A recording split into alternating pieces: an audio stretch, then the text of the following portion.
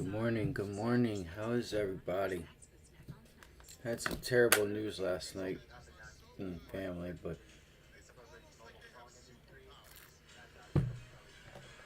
I'm gonna dedicate this day to one of my family members. Um, yeah, one of my family members passed away yesterday. Just unbelievable. Life is so fragile. It really is. It just really sucks when something like that happens. So yeah, I'm gonna dedicate this day and just try to do the best that I can do, because I know that's what he would want. Best that I can do to help someone else, help myself, you know. So my cousin was really good with like computers and stuff too, and um, I was trying to get him to get into like IT and stuff, and I thought he would really like that stuff, and he was taken from us too soon. So, but what's up, guys? We have Nvidia earnings, obviously. If you haven't watched my video from yesterday, you should go check out a part that I did. I want to say it's around the 58 mark. Okay, it's on the live. I'll try and clip it if I can, guys. This volatility, the stock market volatility is back. Learn and game plan for whatever. I was tired, so if you go to like the 50 mark, guys, I had a really good lesson there. I have the whole thing is filled with good lessons. I went over my trades, um, the whys, the whys of being in, the whys of getting out. That kind of stuff is important. And I wasn't sure about Apple yesterday, so what did I do? I just took half of the position off just to manage my risk, because I wasn't sure if there was just news on Apple that I wasn't getting, and no one else was getting it either. And I left half on because because if there was news, I feel like it would have been on Trader TV, it would have been on CNBC, Bloomberg. Like it would have just caught the news systems.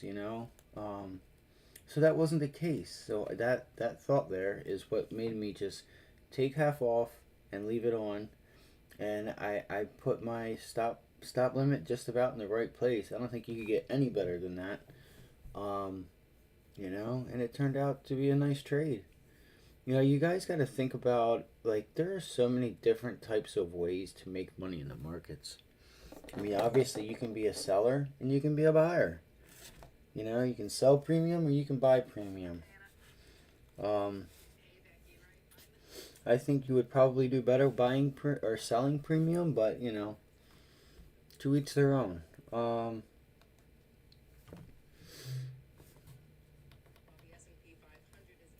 right, so it's 7:30. Um, what else? So yeah, like I said in the description, we have Nvidia earnings, um, all that good stuff. The AI sector's roaring. I'm excited for today. I haven't had much sleep last night. Um, but we'll be okay. I do want to. I was trying to make sure that I could have like the best, somewhat state of mind as far as not being tired when it comes to Nvidia, AI, AMD, and all the other semi, and all the other AI stocks that you can play, whether it's semiconductors or whether it's actually AI companies. Um, so we have, just go to CNBC, guys. So we have some more China data. We have some more news with China. I guess apparently they may have. Where is it at? Right here. Microsoft warns that China hackers attacked U.S. infrastructure. So deliberately attacking them. Okay. China state-sponsored hackers have compromised critical cyber infrastructure in a variety of industries, including government and communications organizations, Microsoft said Wednesday. The hacking the hacking group is codenamed Volt Typhoon. And they go on to say that they've been operating since 2021. So, um,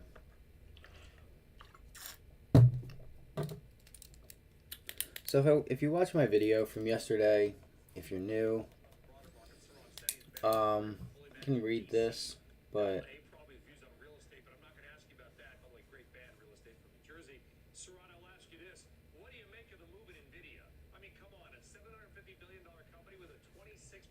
so you need to well ultimately where does this take you?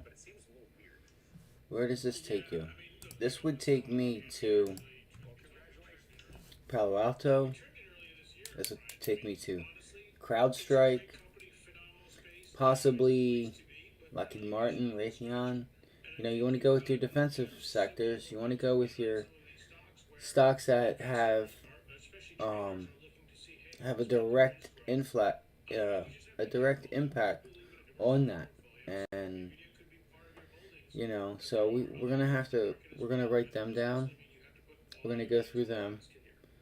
We'll go through the cyber stocks that so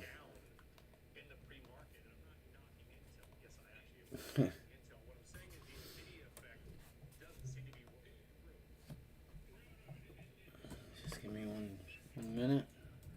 If you guys can take a moment to like, share, subscribe, that would be really cool. I don't think I have a subscriber yet, unfortunately.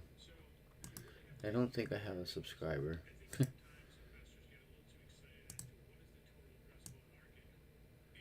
TAM. Does anybody know what TAM is?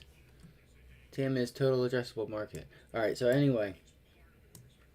So last night in the video, guys, I went over this. I went over this right here. Okay? And we made trading very simple. So simple. Alright?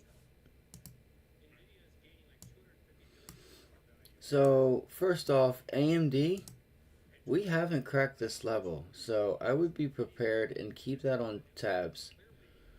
Alright, because if you can't get over this level for whatever reason, we're probably testing the close. And if that doesn't hold, we may just, you know, I'm going to have to look to the left. But, you know, this is what you do, you know. I'm going to take the previous well, you're going to take this, you know, this support level, and it's holding, it's not breaking. Possibly this area, but if it breaks this, guys, it's testing the close. You know, it's going to come down and test the close. So, of course, they're going to pick up selling. The selling volume is going to pick up. Unbelievable.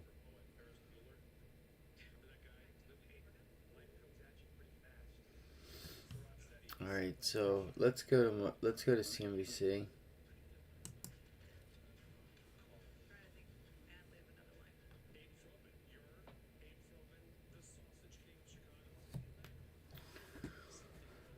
It's gonna be a tough day for me, but I gotta hang in there, man. We didn't hardly get any sleep. You know, like I say, with my cousin. What happened last night? You know, it's so sad, so sad. They always take the good ones from us. You know, the ones that don't deserve it. So, Best Buy had earnings, guys. All right. It says here the shares are on the rise. So I'm gonna write BBY, not BBBY, not Bed Bath and Beyond. BBBY.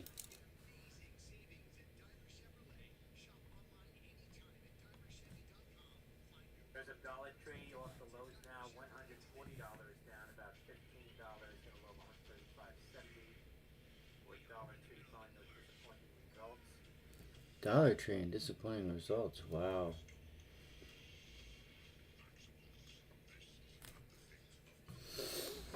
Best Buy on Thursday top Wall Street's quarterly earnings expectations, but its sales missed estimates, and it reiterated expectations for weaker spending on consumer electronics this year. All right, a lot of these retail companies, and not just retail, but a lot of these other companies are reporting slow. They feel like there's going to be a slow in growth. What does that mean? That means layoffs. If you work for someone in this field, uh, and things aren't, they're not busy, and they're gonna go face a slowdown, and you're new, or you don't show up or something, and you kind of don't really care about your job. Even if you do care about your job, you can start finding. This is them telling you on earnings calls that this is what they expect, and when it starts happening, there's going to be a whole nother round of layoffs. A whole nother round of layoffs. And this is what this is only my opinion, but this is why I just would encourage anyone and everyone to attempt to get your own type of business, no matter what it is. No matter what it is. That way you are not subject to things of this nature. And you're going to be subject to it if you're trying to sell a product, but, you know, so those are just my thoughts there. Um, so it says here that shares rose. So you're telling me retail affirmed the outlook it shared in March. It expects full year revenue between 43.8 billion and 45.2 billion, a decline from its most recent fiscal year, and comparable shares sales sales decline of about 3% to 6%, 3 and 6%.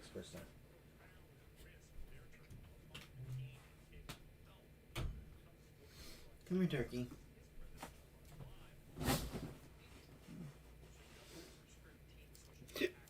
All right, so shares rose more than 4%, trading pre-market.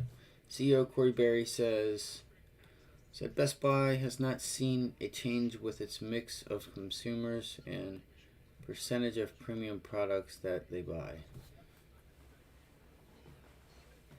Come here, baby. Sorry, just talking to my little girl. I know you're gonna want to get out there, but you can't right now. So earnings per share, $1.15 adjusted versus 111 expected. That's not too bad. Sorry. If I read that right, yeah. Earnings per share, $1.15, $1.11 expectation. Revenue, 9.47 billion versus 9.52 expected. I knew it was going to be the revenue. I had a feeling. So, Best Buy's net income for the first quarter fell to 244 million, or $1.11 per share from 341 million, or $1.49 per share a year earlier. So what you could do is, guys, gals, hold on one second.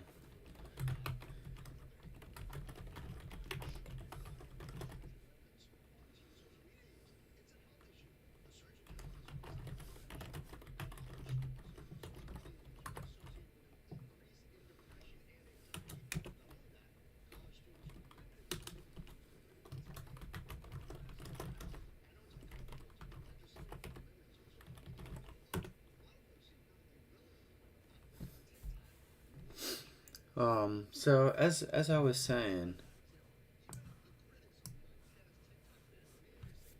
come on, let's go.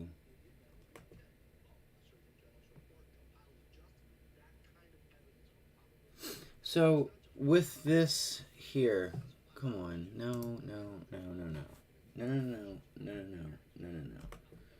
All right.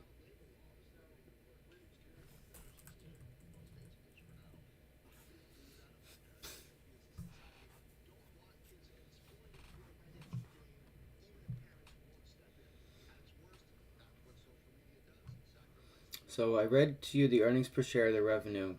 So this is what I'm going to get at, guys. The income, net income. Now, I don't, this is net income, so I'm going to take it that this is their EBITDA, which is earnings before interest, taxation, amortization, depreciation. But the D and the A I put in backwards. Depreciation, amortization. That is EBITDA. That's pretty much before taxes, and before they claim anything. Like this is total revenue before taxes, before anything. So if you go back to the last quarter, okay, and like they said here, where is it at?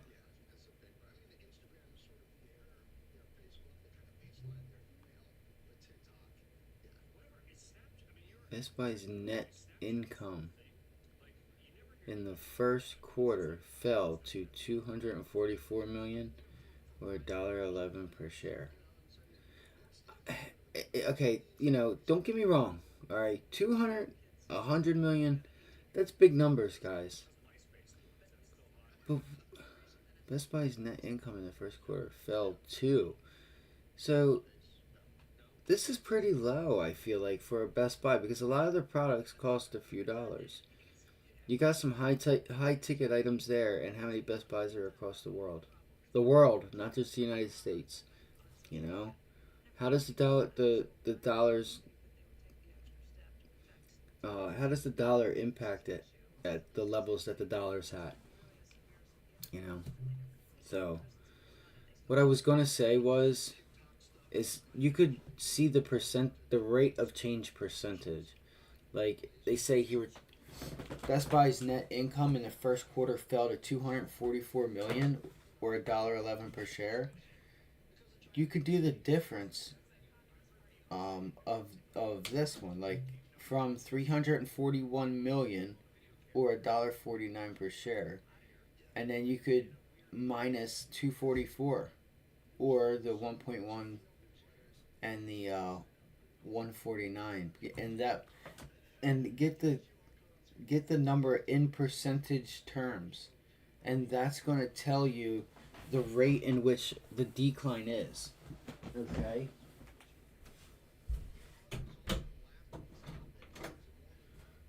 So if you're not necessarily understanding what I'm saying, inflation numbers. If we have an inflation number that we had 9%, June, July, we had a 7%, then another 9%, and then we come down, we're at like 6, and then 4, like, and you go through like 4 or 5 months, okay, if you go through 5 months, and you get the percentage of the difference between, like, now, right now, with the inflation numbers, CPI, PPI numbers that have been reported, we're practically at 2% inflation. If you take the drawdown of inflation numbers and put it into a percentage equation, you're 2, 3, 4%. You know, like rate of change. That is inflation. Rate of change. Inflation definition is rate of change. So the rate of change for those numbers is where the Fed wants to be. So people got to keep that in mind. You can use things like that to your advantage, just knowing how to like look at things. Like, okay, if Best Buy is like, there's like 2%. This is like this quarter's 2%. The last quarter was like a quarter of a percent or something of declining revenues. Like you could get the percentage. Okay, I have a percent here, a percent there, and a percent here. You got a percent drawdown for the past 3 quarters. Then you know roughly what the percentage for that is. All right. And I mean like a percentage more than the prior. So if you lost a percent, the next quarter comes on and you've lost another percent, but the previous quarter you lost a percent. So it's like the stair step. What is the distance of that stair step in declining earnings and revenue? All right, it's very important because this is like the, I think stuff like we're right here, like we're getting ready to come off the cliff. That's how I feel, guys. That's how I feel. And I mean, back me up if you think I'm wrong. Like I think the tech sector started. The tech sector started, and they just they went through and just liquidated people and things off their balance sheet that they didn't want because of the environment we were going in. Now they're good. They don't have to. They let me refrain from that saying that, but they may not have to. Like they may have to fire people, but chances are they might not. You know, it's hard to say. If things get really bad, then obviously, but you know, because that's not their goal. You know, so yeah, I just want you guys to think about that. So we'll check out BBY real quick. So we got Best Buy, and I wrote it down. I'm mainly going to be focused with AI stocks.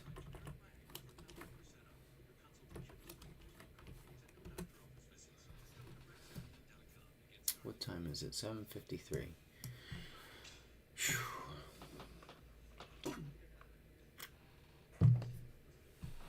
Man, I hope I'm not going to be tired today, man. This is brutal. I've been saying since Sunday. I just I've been waiting on today for a while.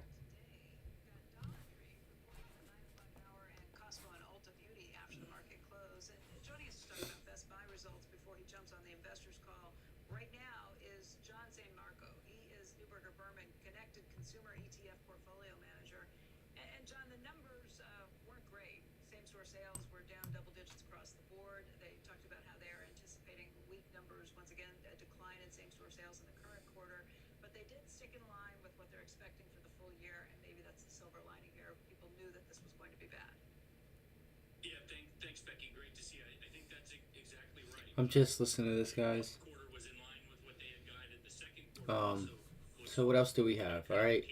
So we're gonna look at like Datadog. We're gonna look at Palo Alto, CrowdStrike.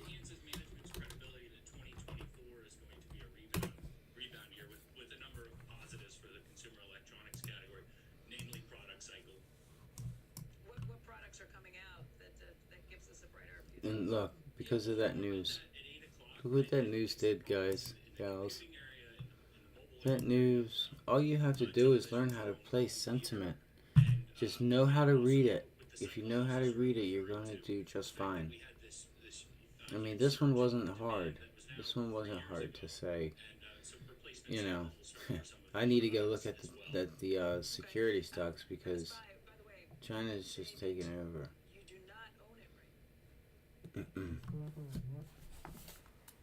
Give me 1 second. Sorry, guys.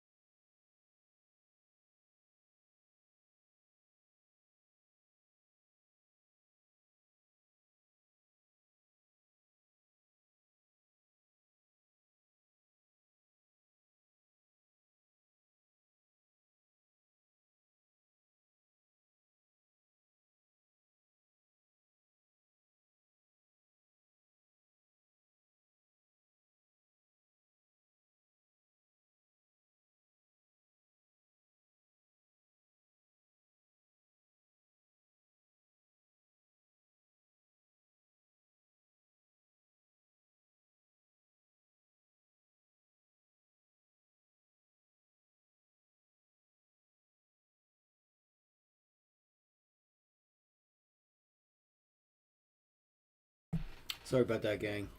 Yeah, I'm gonna go use the restroom, and then it'll be we're gonna go over some charts and get ready for the day.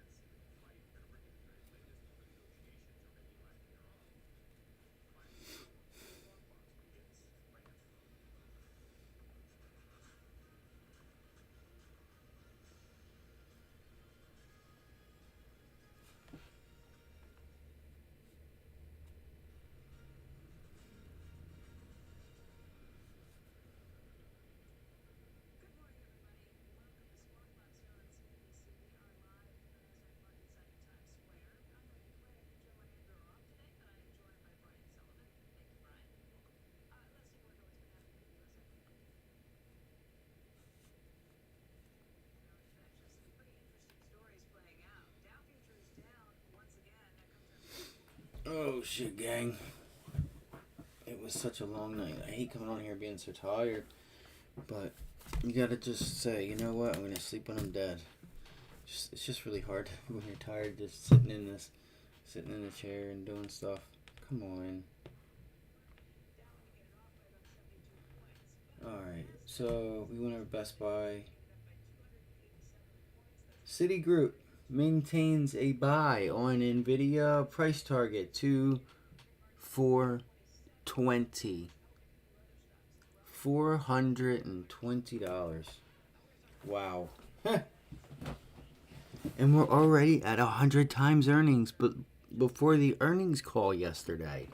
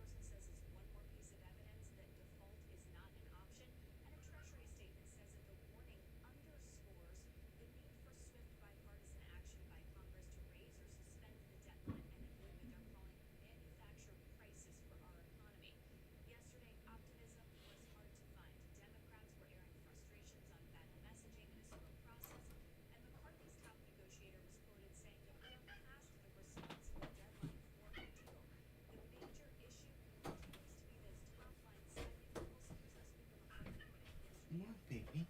Come on.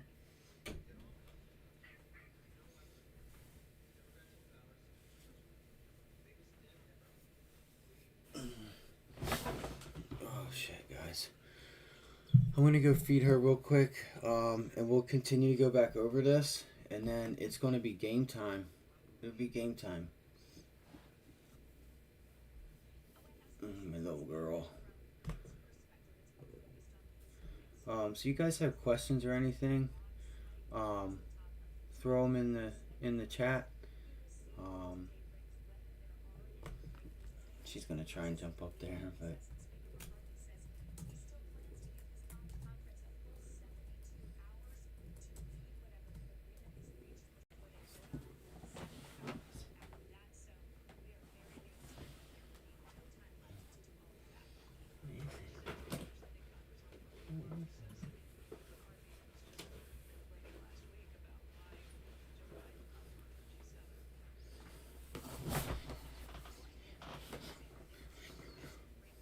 on, baby. Come here. Alright, I'm just gonna go fill up on a coffee, and then, we're gonna go over some trades, okay? Like, I'm gonna go over some charts.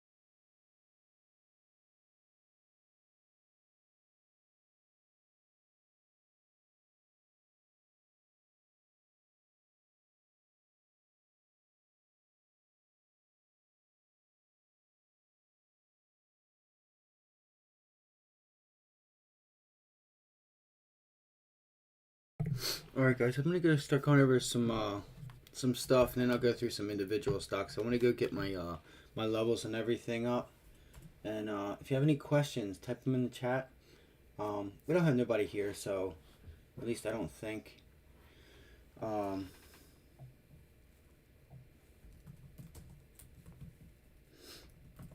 Again, if you guys watched that video yesterday, guys, go, or if you haven't, go back and watch it. Go back and watch it.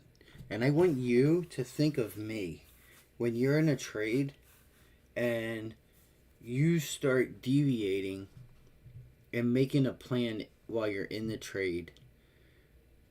And if the trade goes against you, or let's say, not necessarily if it goes against you, but if you don't stick to your levels and your stop loss, quote unquote, your plan prior to being in the trade, and the stock runs without you when you're right, and then you stop out because you just can't handle the loss, or whatever the psychological, whatever for whatever reason, I want you to watch that, and I want you to think exactly about me and what I would do and what I would say to you. It's a really good video, guys. I'm gonna try and clip it and post it again later on something. I'll just figure that out later. But it was really good. It was such a good lesson that I think a lot of traders could benefit from. You know, a lot of people could benefit from that. Alright, guys, like I said, I'm going over some levels. Just follow along. If you have any questions, let me know, guys. Let me know.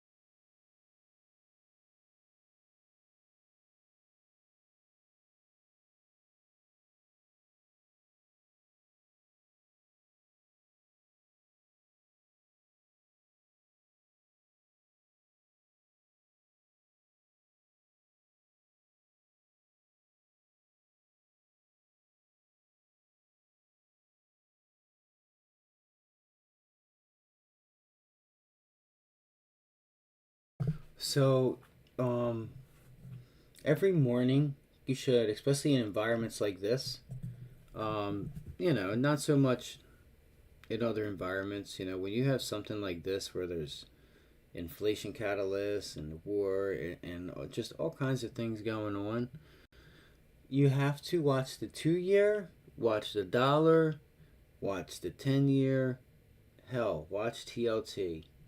All right, you gotta watch those things because if there's a big movement, you're gonna see it in the currencies and in the rates. Okay, if it's a meaningful move, and then you'll, see it in the equity markets or have an answer to why the equity markets did what they did in accordance to rates and the dollar.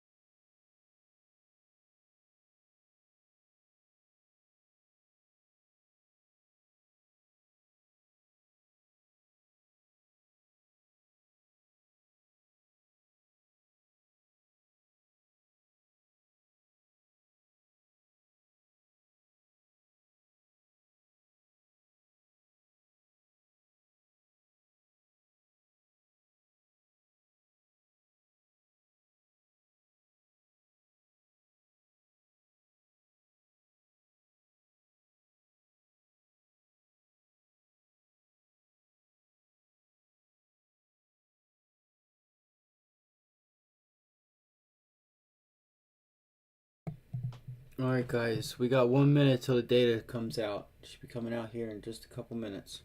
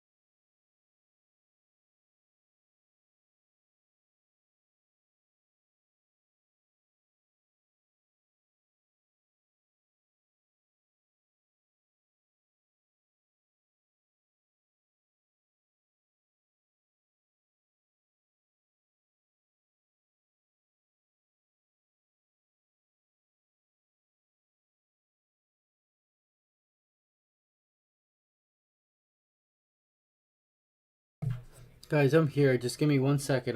I'm coming. I'm just doing one thing real quick. Just trying to get this squawk box back up.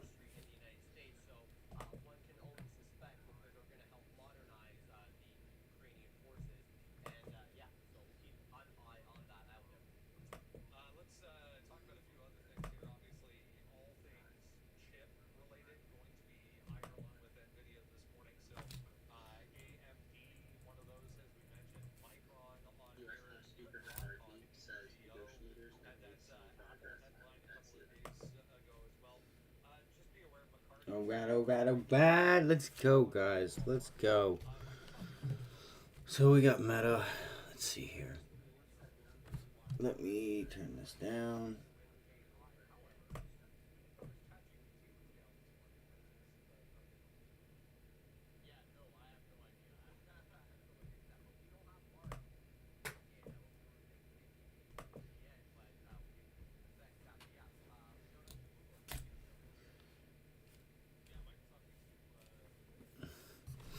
Alright, guys. So I'm gonna start with. Alright, let's do this Meta. Nice little cup and handle. We have burst head and shoulders, kind of whatever you want to call it.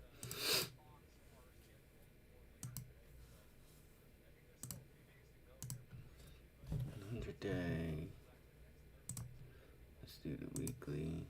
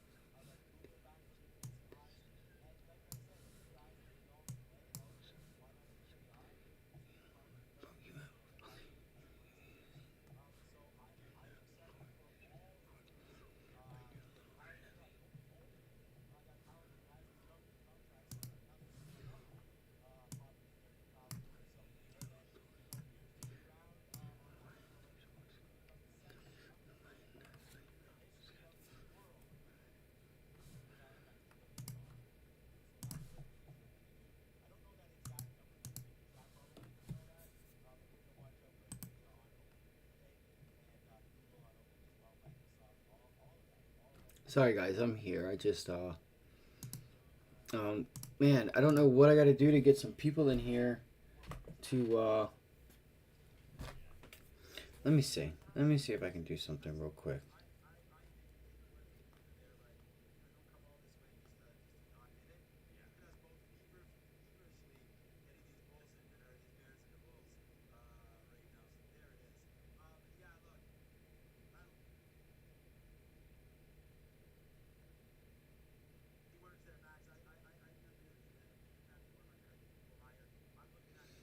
Hmm. How can I?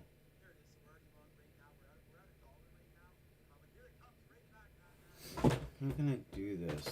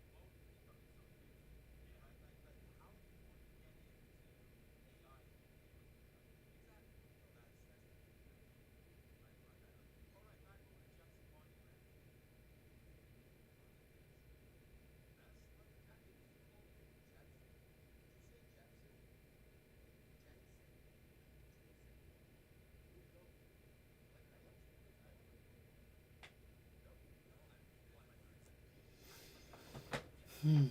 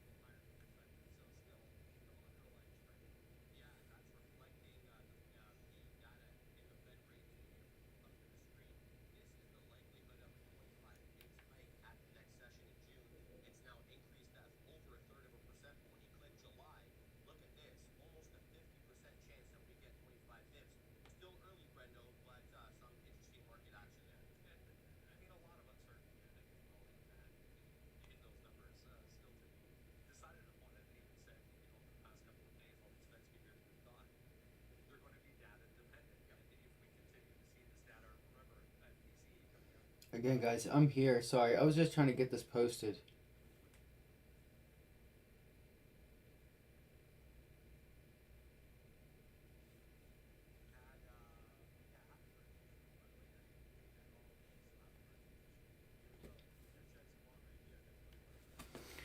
All right, why is the I'm gonna make a quick cup of coffee. It's 8:52. So we got a few. Do not overlook, like, don't have like 10, 15 stocks on your list. I mean, go ahead, that's fine if you just want to watch them. But you know what happens when you're focusing on too much. Pick three of the four best stocks that have the best setup, that have the best catalyst, and put yourself on the right side of probability. All right, guys. You guys aren't. If you're new, ask questions. Okay, ask questions. That's why we're here. Um, where am I at? Where am I at? Where am I at? I just don't know why. Unless Benzinga Bill done left. I just call it Benzinga Bill. Oh shit. All right. Putting the top there on Meta. So we got the S&Ps. We got Meta. We got Nvidia. Nvidia. This is insane, guys. You guys could have bought this thing in August, but you could have bought it even prior. But let's not get into that. So let's see. These are going to be. I don't even see. That's going to be useless to do that because chances are this probably isn't getting back down to yesterday's low. So maybe we can use it for pre-market data.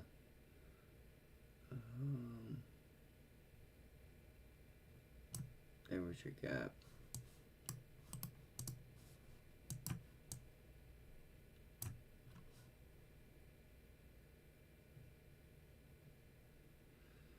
What about this in it?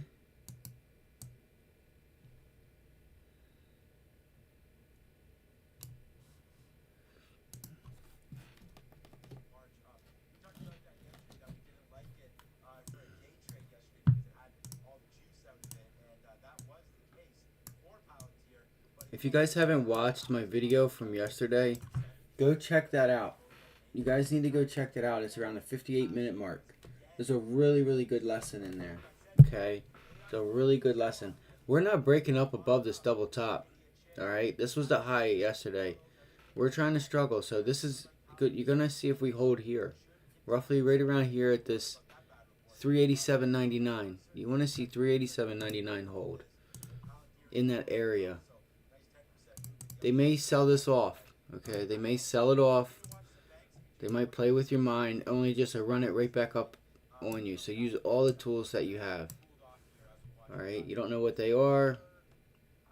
I don't have the time right now to teach them to you, but if you watch that video from yesterday that I posted, It was a really good and formidable video. All right, with timestamps on my brokerage account and everything. Why I did what I did. You know, where my stop is. Why I didn't stop out. Why I took 50% off of the position of uncertainty, and it wasn't, just follow through. Or is the stock giving you follow through? Is it not? If it's not, why are you there? You're not making money, unless you have a longer term position on it. So you just gotta stick to the basics. Stick to the basics. Stick to the basics. All right. This is Nvidia. Let's watch that. We got Meta. Let's see. What else was it I was wanting to watch? I have Palo Alto. This is going to be in relation to the China hacking issue over in Taiwan with the United States, or where Tijuana or wherever it was, where Microsoft said that they had hacked into United States's thing. So another one, CrowdStrike. Saying CrowdStrike. CrowdStrike's getting a lift off of this, off of that news. Okay. Net would probably go down. I actually owned Net, and I'm like, man, what the hell did I buy that thing for? But what's funny is I bought it at like 36, 34. It's probably where it's at now. Oh, it's actually at 55. Wow. So I went on Net's site, and I'm like, man, this is a stock. Like, this has a stock, because if you went on their site, like in COVID time, it was actually like us making a website. Like, it was pretty damn basic, and congrats to them. Congrats to them, because this is how, you got to start somewhere. You got to start somewhere. There is no, whatchamacallit. So I'm gonna look at AI, Nvidia, AMD. I think I already have them. I just want to get a cup of coffee real quick before it's 9 o'clock.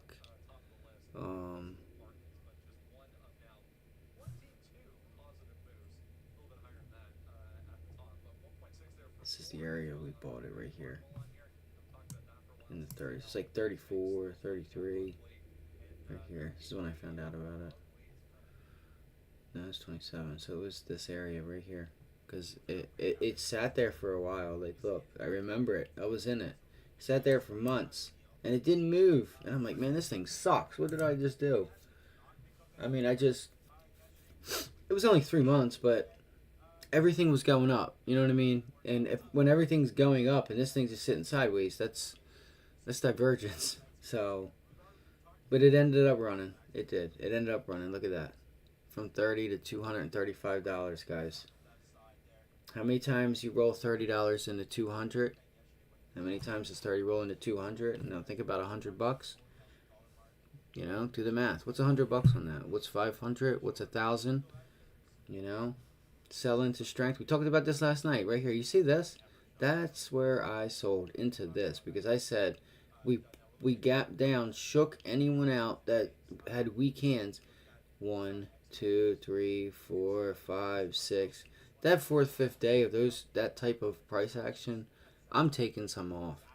I already was leery about, that company, but not necessarily leery, but I was watching the Russell dinner. That's a whole nother thing for another time. Okay, we can go into it a whole nother time, because the Russell never made new highs, but the market was making new highs. That's also divergence. A healthy market, they all go up together. All right, guys. So,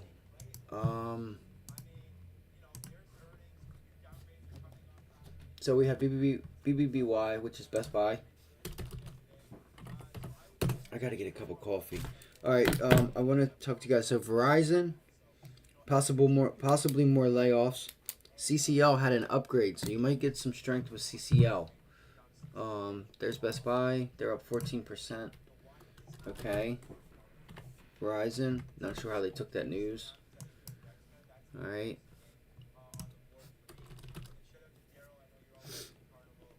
CCL, Carnival Cruise Line. They had an upgrade. Nvidia also got not only the earnings, whatever, 100 times earning. There's no way in hell I'm buying this up here. So whoever the hell is buying this up here, like, I just, it was down here at $300. Look, this stock went $100 in one day. This is the biggest move a stock has made off an earnings cut, off of earnings. Okay, here was 100 times earnings. That means you're paying for 10 years worth of future cash flow for your break-even price. Do you understand what that means? Do you understand what times earnings means, what free cash flow means, how the interest rates tie into it, and how that values the dollar in the company's cash flow? If you don't, I'm almost done the stuff that I have, but you can learn these things, okay? You can learn them. Do you know how they come up with market caps?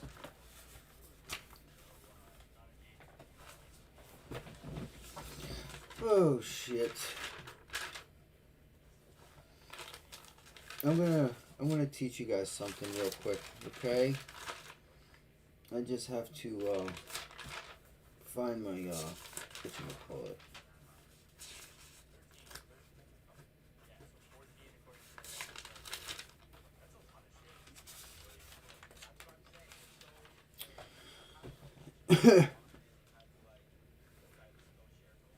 So do you guys know how to come up with the market cap? Okay, I'm gonna tell you how to come up with the market cap. All right, to come up with the market cap, the market cap, first off, is the total value of all a company's outstanding shares, calculated minus multiply total number. No, I'm sorry. That's it. It was just calculate. I wrote it down. I like to have a lot of these things, especially when I don't get no sleep. Okay. To find the market cap of a company, multiply the total number of outstanding shares by the current market price of one share. So if this has 2 million, um, 2 million outstanding shares, all right, times that by 400. That's a 400 billion market cap. I don't even have to calculate it. All right.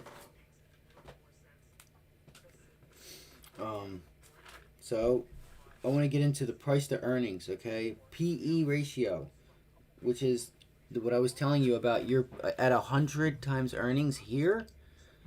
That is 10 years. You're paying a premium, basically, for 10 years worth of future cash flow. All right. That is insane. That is insane. So that means if something goes wrong, this thing's going down.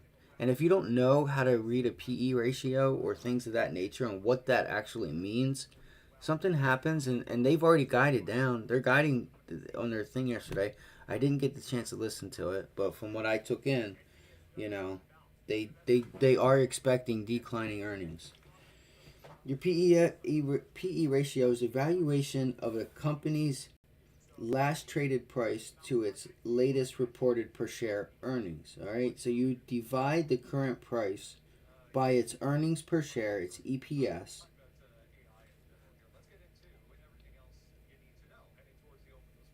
All right, you divide the $393, 394 call it, by its EPS. If it made a dollar, I think it made like a dollar. If it made $1.50, that's what you would do. Say they made $2 a share. All right.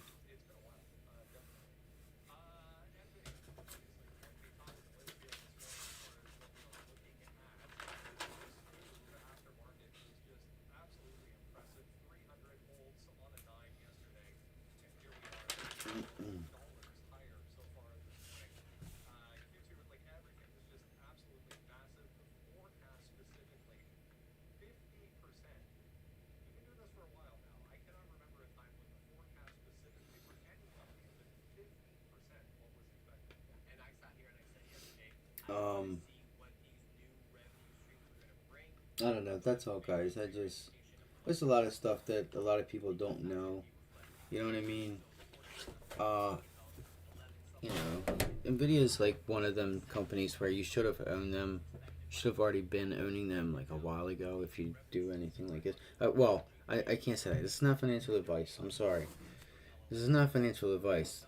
This is just my opinion and me expressing that I think Nvidia is a good company. But do I think Nvidia is right at 100 and sometimes earnings? No, I do not. That just makes no sense at all. Because the minute something happens is the minute your stop loss is hit. And that's too much of a premium for my taste. I'm not willing to risk my money on cash flow 10 years from now. And even at that, that's still at a 10 times earnings. And even in 10 years, that's still 10 times the earnings that you're going to make in 10 years. Like, do you understand that? So, there's nothing wrong with it. I love the company. They're going to always have business, you know, for the most part, especially in this age. All right, so I got to get back to the game plan, guys. Palo Alto. All right, so we have Nvidia. Okay, it's going up to the highs. Oh, it already broke the highs. See, it gapped up. AMD, AMD, and then we'll do Tesla. AMD, AMD, AMD. So moving average are obviously down there because it's been a ripper. Let's just put up the hour. God damn. So I said this last night. If you guys watched the video I posted last night, you'll see I gave a lesson. I gave a really, really good lesson. That's what this orange line is for. I gotta take it away. Alright. That little orange line was my stop loss. See this tail that was coming down? I would have never got stopped out. I was just explaining my stop loss and how, you know, it's not one specific price. If you set your stop off at $93, like, it just because $93 is support doesn't mean it's not going to go to like $2.96 or $2.98. You know, it may not even get to $3, and that's a sign you also want to see. You know, you want to see a bunch of orders that the bid's getting hit, and like you're as it's getting to your support zone, like here, you want to just see you want to see massive volume. You want to see volume pick up, and you want to see the tape, the level 2, and the share price. Like, you want to notice it's going to start moving quicker. It's going to speed up. The tape's going to speed up. Your level 2 is going to speed up, and then that's orders in front of that level because they're wanting to get in, and they're putting it up top in case they don't get this. All right, in case they don't get this, so they're sitting here. They'll say, you know what, I'm gonna sit here at the 9 EMA that was support prior, so maybe we'll put an order there. Look what happened. Like, this is literally is what is happening right now. It's pre-market, so there's limit orders going in and out, but this is what I mean. You know, this is what I mean. There's the support. Look, you have somewhat of a double top. Bada bing, bada boom. You also have the 9 EMA there. So, where institutional buying comes in on the 9 EMA. These are the things they look for. So, all right, guys, I'm gonna make a cup of coffee. Let's see. We still haven't. Nvidia still hasn't broke up above this. I want to see this level hold. This is what I'm gonna do, guys. Exactly what I said last night. Exactly what I said last night.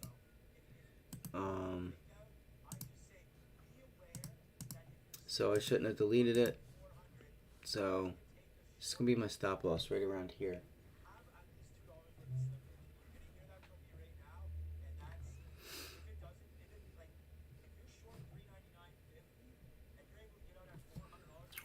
Alright, guys, I will be right back. I'm gonna go grab I'm gonna go grab some coffee.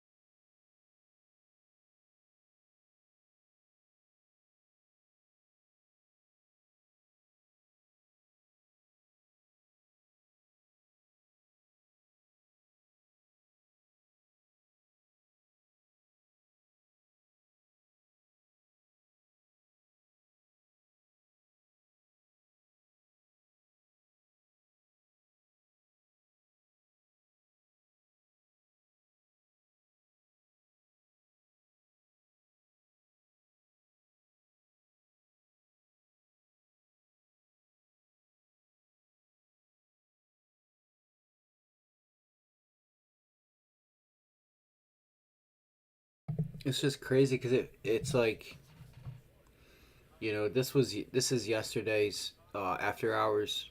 Like, these moves have been taken. It doesn't seem like much from 19 to 23, 319 to 323 on Microsoft, but it is. It is. That's quite a bit for Microsoft. Like, look here.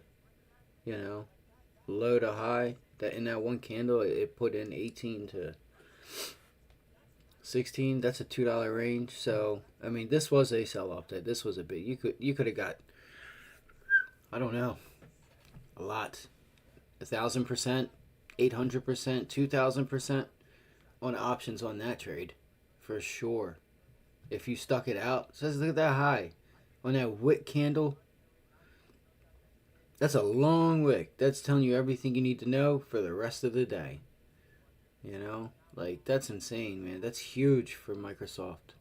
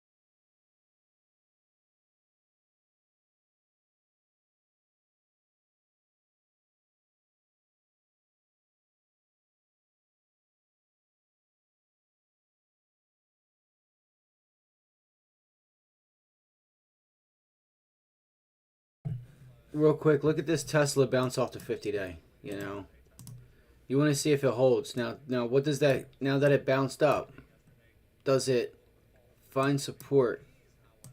Does it find support at this level? I don't know where it's at on the daily, so it's not showing up right here. So if I got to go to the 15-minute or so, but let's just say it's in this range.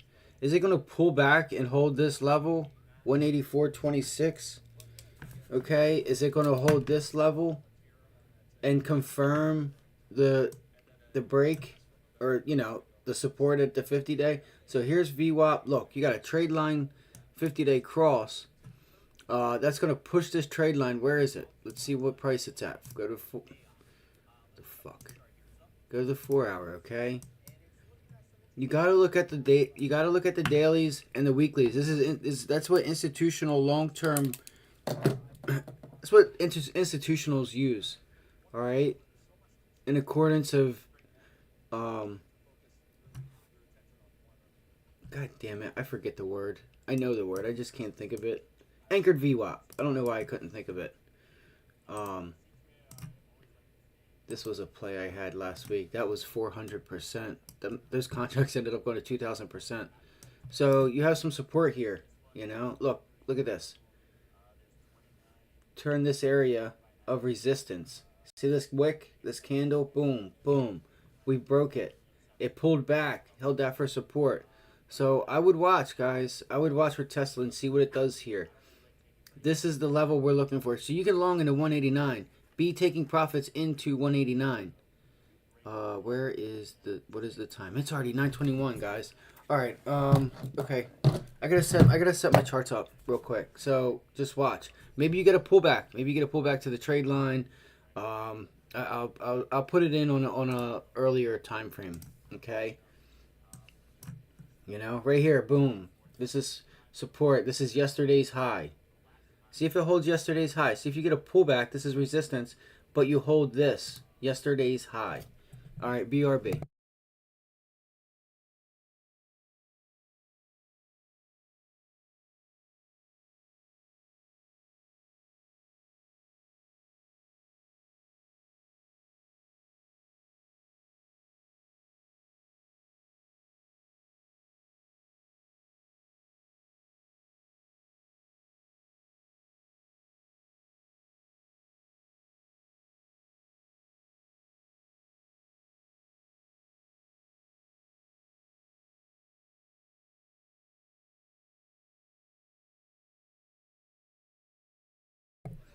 Just so you know, Nvidia also, like if you did the math, that's almost $1 trillion company. $1 trillion company.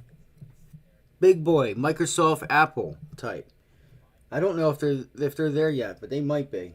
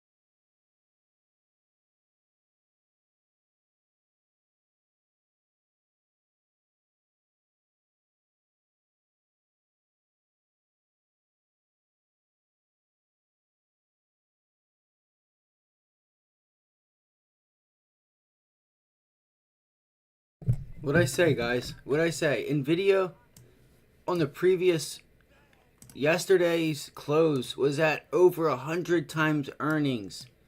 That's the break-even price in premium for 10 years. No, I'm sorry, that's not. That's 10 times earnings in 10 years. So come on, guys. Like, this is insane. This move was insane. Insane.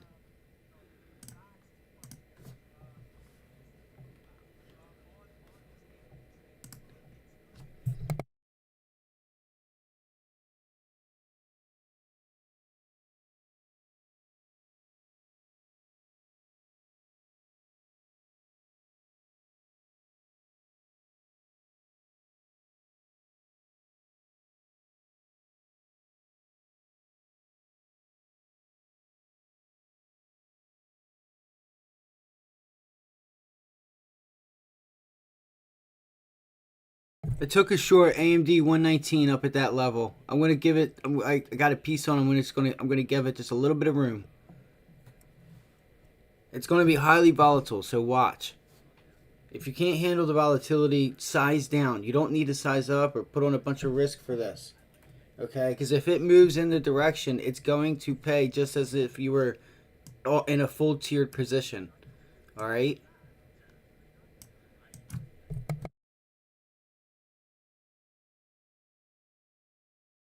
And take profits.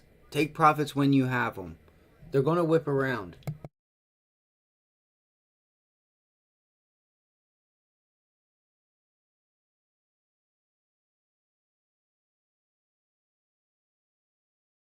Boom. Peace off right there on VWAP.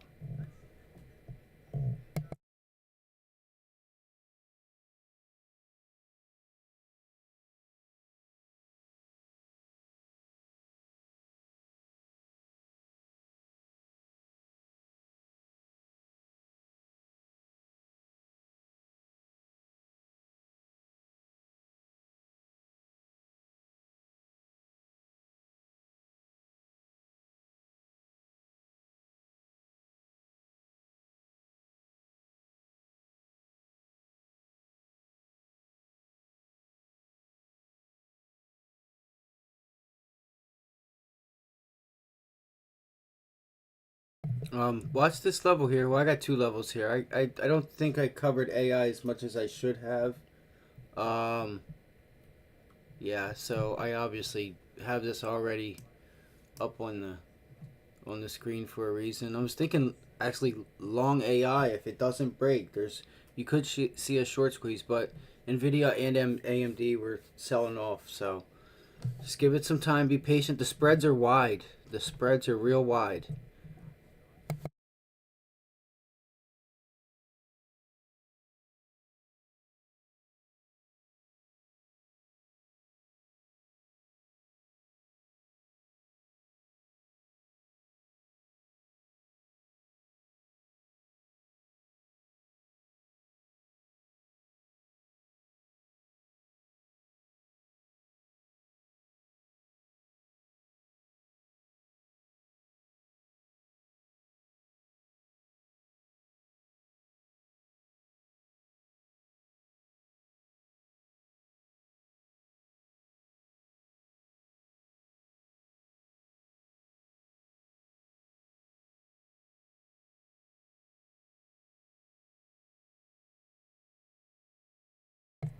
What did we say?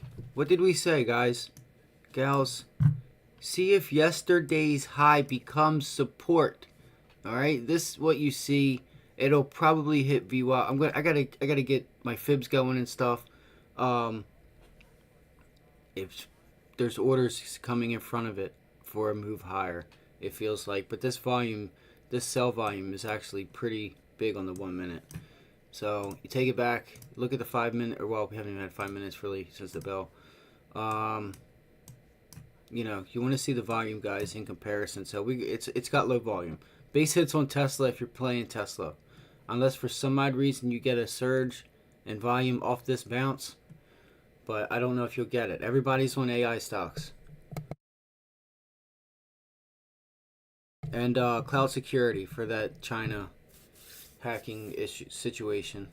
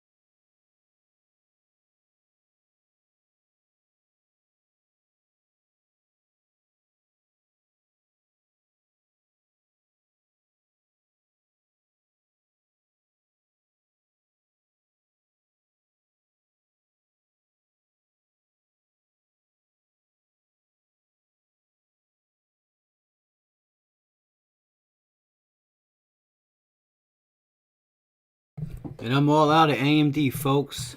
There it is. Get that money. Get an education. We shorted at 119. What is good? What's up?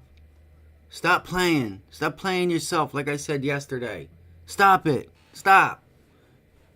You make yourself look stupid. All you people that say the market's rigged. I just shorted up here. Why did I short there? I have my reasons, and we'll go over them tonight. We won't go over them tonight. That's a clear double top into areas of resistance with an area that had a gap prior. Come on. Stop playing. Get the education. There's your bounce. Why am I out? Because of that reason right there. There's a potential support. All I needed was from here to here to make my day. Come on. What is that, guys? Again, I went over it yesterday. 50-cent stop. $1.20 or $1.20 or 120.50. We'll give it not even. So we're short here at 1950 area, 1940. Stop loss above 120. 50 cents to make $1, $2, $3. This is how you trade. Not sitting on your phones, just being completely incognizant of what you're really doing and who you are competing against. You're going to step in the ring with a real fighter. You don't know how to fight. All right? You're not a professional fighter. You're going to get your ass. You're going to get choked. They're going to put you in the movements and then make it easier for them to just wrap you up because you didn't know it, but they moved left or right and put you into position for them to take a hold of you. All right? This is like the market. The football players. You think you can go play in the NFL? You think you play college ball? You know? This is what I mean. Can you play in the MLB? Can you hit a 110-mile fastball? Can you hit a 100-mile fastball? Consistently to make it on an MLB team? Chances are, if you're not on an MLB team, chances are you probably can't. So leave it to the professionals if you don't know how to do this stuff. Okay? I had 50-cent risk to make $3-4, guys. Come on. I don't sit there and make a trade and completely give back what I made the same week, yesterday, to the whole month. No, that ain't how this works. Math. Use your head, guys. Use your head. I don't mean to be mean. I just hate that people lose money that don't have to lose money. So many people lose money. Because you know what? It wicked up. People probably went long. They probably went long. Oh my God, AI. Oh my God, look at the volume. The opening volume. You can't watch this opening minute candle volume. Because these orders are pre-orders that are set.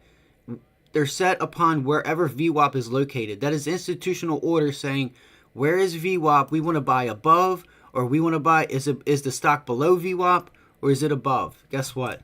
On the opening candle, the stock is below VWAP. Institutional long-term money managers bought under VWAP. That is what VWAP is used for. Money managers use that as an indication that where did you buy your position? Was it over or under VWAP? Did you sell your position under or over VWAP? You did good if you bought under VWAP. If you sold over top of VWAP, you did good. Not selling under VWAP. No, that's not how it works. Putting in a double bottom here. This is all I was looking for, guys. Just a couple dollars. I gave that. I was willing to give it $1 because you got to give it room. Look at these tails. Look at those tails. That tail there is literally almost $2. But again, that's the second candle off the initial morning open. All right. So I'm gonna pray for you guys. This can be done, and it's just you got to know what you're doing. You got to know what you're doing, and you got to make it simple. Simple is giving it 50 cents to $1 above my mark. That's why I put it green here, because if it broke above, I'm not buying the break. I'm buying the pullback and hold. The pullback and hold of this area to make it support, and then I'm long to 124 with the stop because VWAP's going to be pushing up here. So I'm using VWAP as my stop, just like institutional buyers are using VWAP to enter and exit positions. Okay? Get an education. Stop trying to do this on your own. If you don't know what you're doing, leave it up to the professionals, because you will lose all of your money. If you may not lose it in one day, it may take you a month, a year, and then you're going to say the market's a scam. No, you're just not knowing. The fact is the math. And you probably went long. You've seen this candle and this high volume bar, not knowing there's a market on close and a market on open balance. A market on close number that comes out every day. Market on open imbalance. It is the imbalancement of the buyers and sellers. It'll be 2 billion to the buy side, which means there's 2 billion more buyers than there is sellers, because the stock opened up at 9:30 under VWAP. Now listen for the close. See where VWAP is, and at 9:45 you get a pre one. You get one at 9:50 and then another one at 9:55. 9:55, look at what the market on close imbalance is. Okay? And look where the stock is. If the stock's under VWAP, see if you have buyers. Even though you're like, man, they should be selling. This stock got killed today. There's another second position with a stop loss above VWAP. But this held. You want to wait for this low a day to break and retest to confirm this. If you want to play this position here, all right, if you want to play this, you're not getting short here yet. This level has not broken. Level has not broken. Keep it easy. You're not long either, because it hasn't showed you any type of upside. You got a little bit of volume there, but look at the increase. Stock's going up, right? Stock's going up.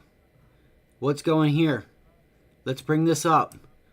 That's a decrease in volume on the way up. That is relative weakness.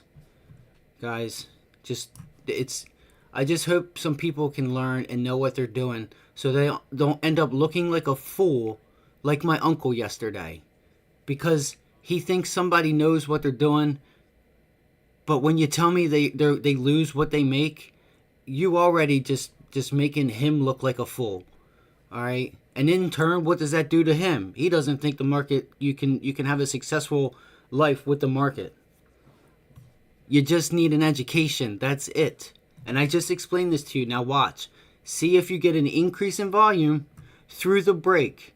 That's going to help confirm that when we pull back up to this initial morning low with an increase in volume through the break of the low, that is going to confirm that that's going to become resistance. It is a greater chance that this 115.92 is going to become resistance because you had an increase of volume to break that level.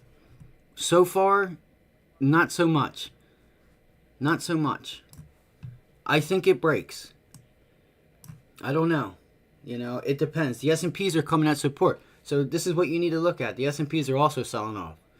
So see if the S&Ps hold here. Oh no, I have Tesla up. What am I doing? But look at that. This is my point here. What did you get on Tesla, guys? Through the break of the initial morning low, you had an increase in volume.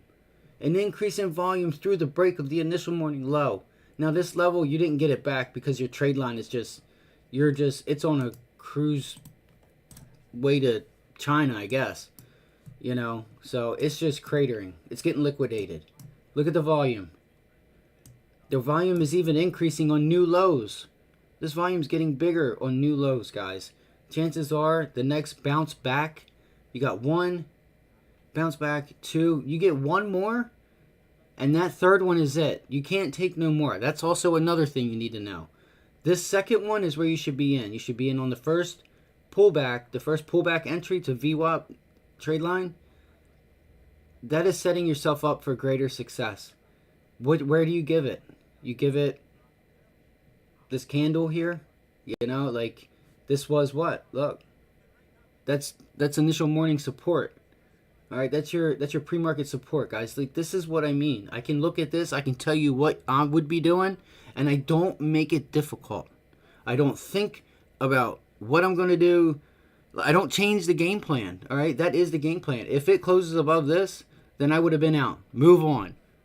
Try another day. All right. That's how you keep your losses small. That's how you become great at losing, and even, I'm sorry, you become great at losing. All right, and good at winners. And I'm gonna tell you right now, if you can do that, the numbers that you can pull into yourself, you will surprise yourself. All right, but you need to learn how to do this, and you also need to learn how to handle your emotion. Okay, that's another part. That's another part of it, especially if you get a big, you get one move in your way. Just know to take profits. It takes time. You also need to know that this is probably sucking in longs. So it all depends. S&Ps could get a bounce here. This is Tesla. I'm sorry. So Tesla should pull back up. You should get a bounce on Tesla. And you might get one more downside. I'd have to look left. So this could be yesterday's close. Like I said, I have to look. I don't know. I think yesterday's close was like right around here. So there's no reason to be bullish. Look at the volume. That's an increase in volume on a break through the low of the day. That's all you need to know.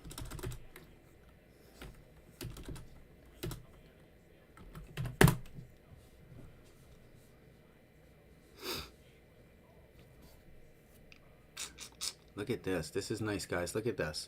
All right. I'm not getting in this again. I've already made my money. I'm out. Look at that. That's not the initial morning low, but this is the opening candle. Opening candle low. Look at that. It broke up, hit VWAP, tested this candle here, the opening low, and you're just sitting between support and the trade line. But what's happening? Watch when it gets. Look at the trade line pull down. Look at it pull. Look how it drags it. You just see that? Watch it. If it comes back up to touch that line, see if you get a bunch of buyers. Let me throw out my fibs real quick, guys. No, I can do it this way. Good. This is what I want to show you guys, okay? This is probably on a desk somewhere. All right? What do you have? Your 32 fib. 32 fib. Not so much. You got your 50 here. So it's just it's when it's volatile like this, it may not coincide with your fib levels like that.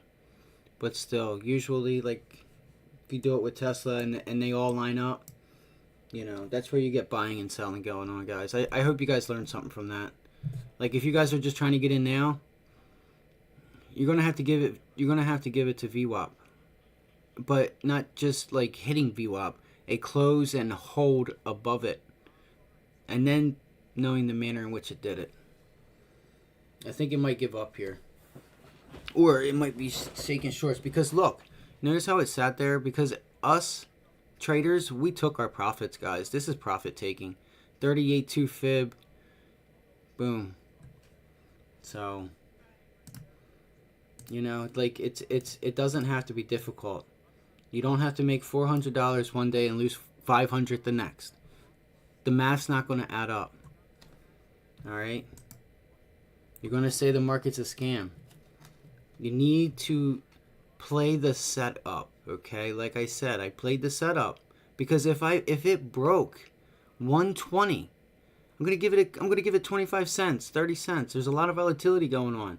But if it broke VWAP, or not VWAP, but this level here, okay, it breaks it.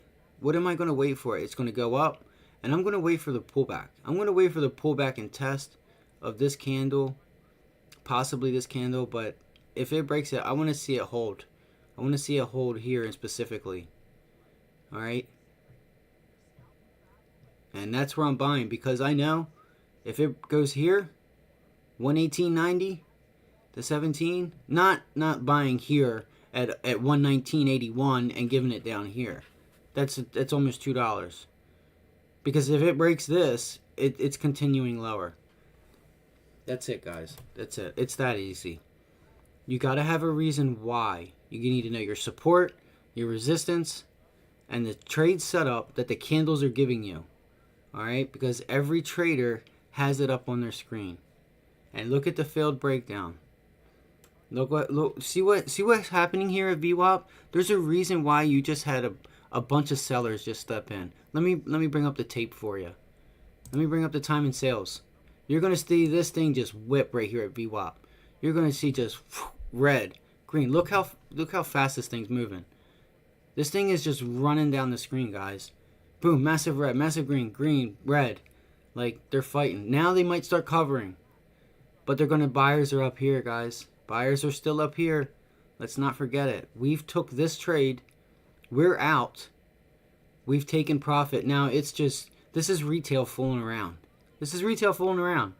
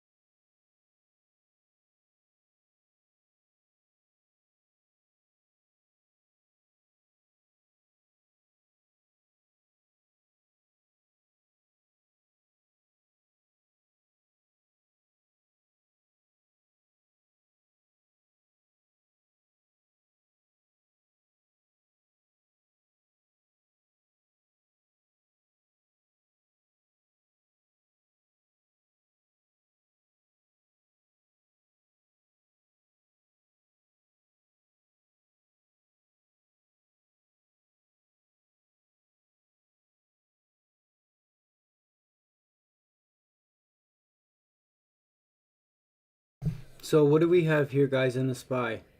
Okay.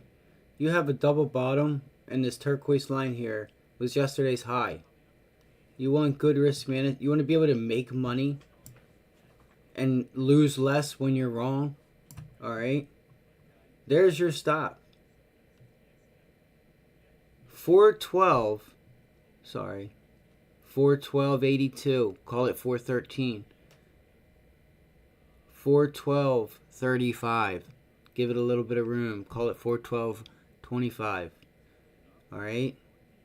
You're giving it this to get back up to new highs. You know, you're talking $1 to make 4 or 5. Like, but this is not a long. There's no volume here, guys. Look again. There's a test. There's the initial morning low being tested. That was support. It may turn into resistance. You might start seeing some sell volume come in to go short. That's what I would do. I would go short. Have a stop right here at VWAP. So what is my stop? 413.30. 413.57. I'm risking 30 cents. I'm risking 30 cents to make the close, because we break through this level and you don't get up above VWAP. We're testing yesterday's close, guys. We're testing yesterday's close, and that's a 0.5% away. So there you go. You know. Now this is the S&Ps. They're liquid, so that's 2 to 1. I'm sorry. That is 50 cents to make $2. Like, math. Math, guys. Math. Like, this is just how professional individuals trade, guys, and how they make money. How they don't lose their money. They don't make 400 one day and just give 400 back. Why would you do that? That is incompetence. Incompetence. You should definitely not be doing this. But again, like I said yesterday, it's sad, but for every winner, there is a loser. And inexperienced people that come in thinking they know what they're doing, they do this, they do that, they think they know what they're doing in the markets. I'm going to tell you right now, if you can't explain to me on a chart what I just did to you guys twice, you need to give it time. You should be giving it time because you don't know what you're doing. You got to understand who is behind this, guys. You have professionals in Chicago, New York, California, professional traders, professional money managers who you are fighting against, who you are bidding against, okay? They're trying to take your money, you're trying to take theirs. We all see the same chart. If you notice, a little bit of time goes by, people get shook out. They get scared. They just think, you know? It's really funny. As soon as you guys sell a position, it either runs or goes short right after you sell, because there's a timed psychology that if you're feeling that, chances are just give it a little bit longer. Just if it hasn't broken your levels, if it hasn't hit your stop, why are you getting out? You're worrying about the little tick to tick. All right? And if you're losing the same amount that you're winning, you will never, ever, ever make it. You will never make it. The math does not work. It doesn't work like that. Okay?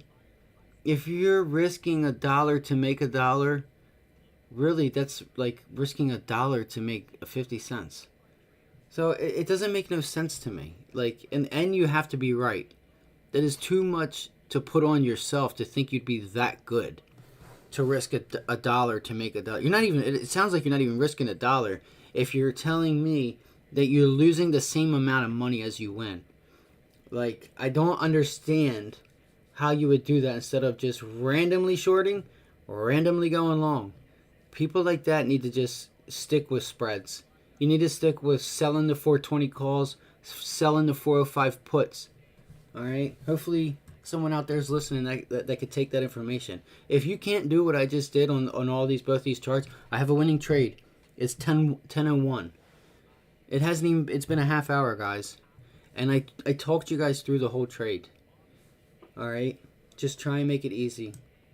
I think from the video yesterday and what I just explained this morning, you know, you have to know who is on the other side of this screen. There are professional money managers on the other side of the screen trying to take your money. They're fighting against one another. And if you have weak hands and you don't know how to read the market and know what the news is and what that means for the equity itself, like the sentiment, if you don't know to go long or go short, you're probably going long AMD. Well, I was short. I don't know. I love y'all. I really do. I just want to help somebody out that is just struggling. Because there's no, it doesn't have to be this hard.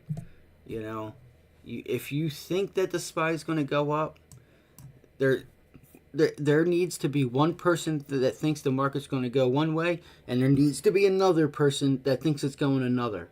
That's what makes a market. Okay, that's what makes a market. So that means there's going to be a winner and there's going to be a loser. Now, what type of loser are you going to be? Are you going to minimize your losses so that in order when you do win, it is more than your losses? Cut them. And entries, when you get in, try and get in the closest you can to your stop. That's going to alleviate the risk even more, you know? It breaks the level, give it a couple cents. If it breaks your level, you stop out. You didn't lose much because you bought right and sold right. And guess what? You're hardly down. You live to fight another day. All right?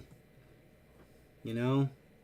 That's like going short here, guys. Who's to say that the SPY, if somebody just randomly says, you know what, I think the market's going down. I'm going to buy shorts. Okay, where's your stop? Can I ask you that first off? Can you pull it up on here where your stop is? I can. I can give you the initial opening candle. Where are we? 413. So at least 414.75. You have to go a little bit more because it's not exactly one price. You're gonna have to give it some room. So we can say tops pre-market high. Bro, what is this? And where's your target? Where's your profit target? 411.05. So you have, where's the stock? 413.50. We'll say 414.50 is a dollar. 415.30. We're gonna say $2 to make what? Where was it? It was right here. 415. 413.50. So 412. Where's this? So you're risking 2 to 2. That's not what you want. That's not what you want. Because you got to be right. If you give it there, what if it just continues higher? Because you also have to contend with getting the direction right, guys. You know, I'm not saying any of you guys are doing this. You know, it was a really nice thing to hear yesterday because it gave me something to talk about. I just heard somebody talk about how you lose what you make the previous day, the previous month. If you're doing that, please do not come here. Save your money. You work hard for your money. Do not come here and bid against professional money managers who have position sizes on that you would not believe. Look at these orders that come through here, guys. Look at the level 2. And tell me if there ain't 150,000 shares. You know what I mean? For a $400 order. There is so much money that is going through here. 100, 150, 250, 100. And what's the stock? $29. Keep watching. You'll see a 4,000 share sell, a 4,000 share buy, 3,600. What I tell you? What I tell you? What I tell you? Big sell order there, guys. Do the math. 30 times 4,000. Do the math on that position, and that's probably a quarter of the position, if not an eighth of it, guys. There are real people that make real money in here on a daily basis. They have time in the market, and they have an education. All right, how would you feel selling 4,000 shares at $30? If you do the math on that, 4,000 shares at $30. Could you handle that, or are you behind the seat sweating your ass off? Another 1,000, 2,000. So that 1,000 share order probably just sold the 1,000 shares, shorted it, boom, picked up his 10 cents. Just so you know, 10,000 shares of anything, whether it's a penny stock or not, 10,000 shares, you make 10 cents, that's $1,000 on 10,000 shares. You lose 10 cents, you lose $1,000. That's 10 cents now. We just went 90. Can you handle $10,000 flipping through your screen on 10,000 shares? Look at those orders, guys. You know, so this is who you're playing against. So don't tell me you can't make money, because these motherfuckers are damn sure making that money. You just don't have an education. There's a double bottom on AI, guys. Watch out. See what happens here. This is going to speed up. Look at the sellers stacked up. Look at the buyers. They're trying to keep this up, because if they lose this, it's over. So they've already shorted. They've already got their money. So it's going to be funny to see. Do they cover or not? I got to use the bathroom.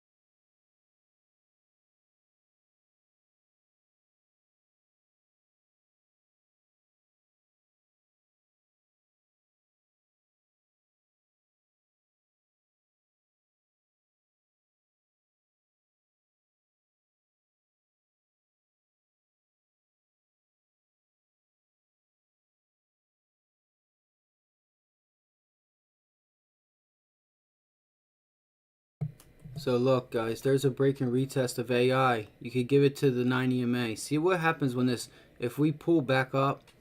Look at the tape though. You know what I mean? Tape was really red. That was a nice, this was a nice break of the low of day. You came up to retest the low of day, which is a resistance area right here. Boom. You want to look for a short, guys. Don't make it difficult. Do not make it difficult. Alright? And you need to know to scroll left. You need to know what's to the left of you. What's the price action there, guys? Alright? So this is actually, like I say, this was an area of support, you know, that I've had up there. And that just gives you your risk to reward, guys. Where's your stop at? Where's your stop? Your stop was right here, just above the support, which is the close, where the candles closed, but it was also the 9 EMA. So if you broke the 9 EMA and closed the candle above it, you know, so what did we risk? From here, 28.47. 28.47. So our entry would have been, we'll just say right, well, you know, we're going to say down here, 28.26. Our stop was right here at 52, 26, 36, 46, 52.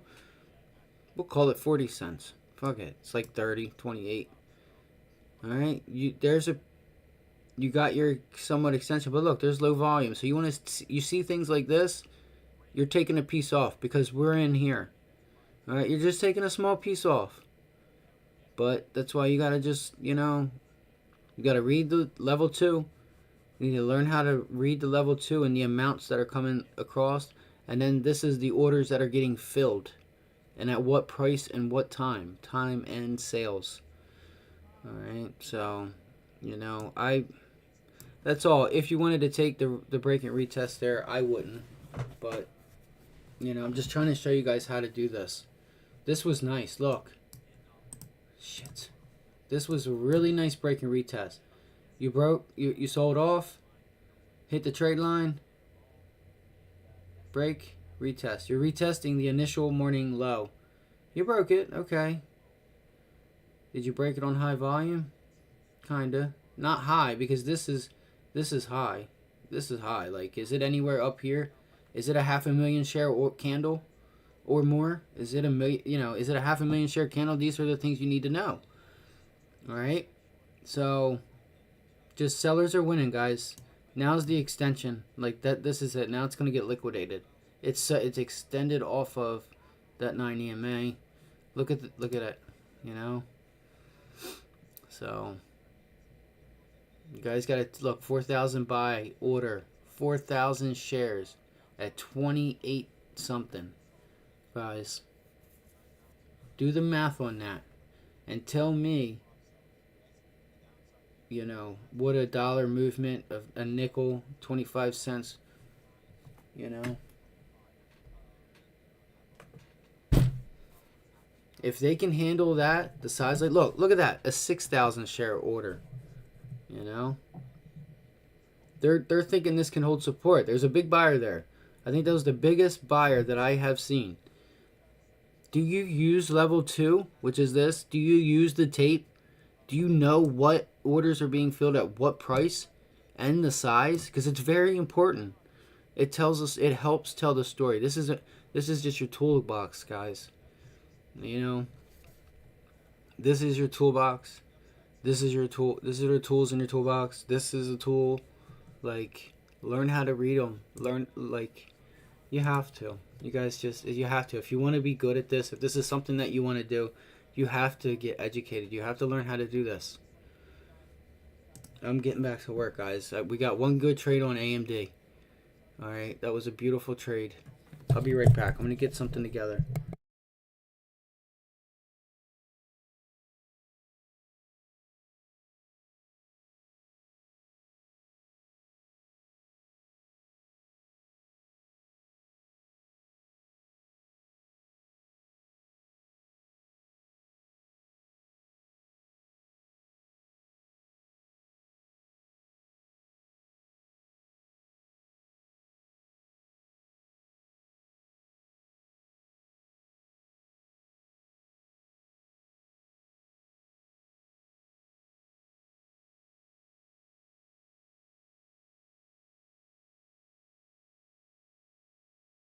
So it looks like it looks like the S&Ps are turning yesterday's high into resistance now. What was a double bottom support? You could see some follow through here possibly, but everybody's on AI. Nobody's really trading the indexes. Like you see how flat it is. It's had a gap up, but this is just it's not going anywhere. It's sitting sideways.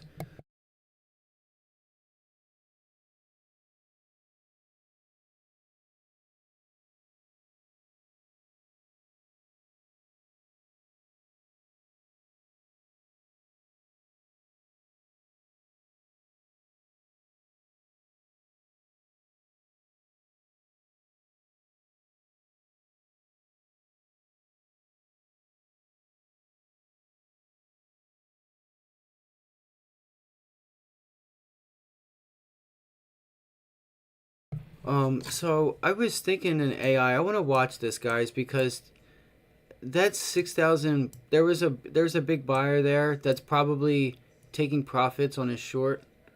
Um, so the thing is like if I was short AMD this morning. You could always back it up with a long on something else. It doesn't have to be this. It doesn't have to be the same sector. That's another way you can use the market to manage your risk. You're short one stock that's weak and you're long one that's strong.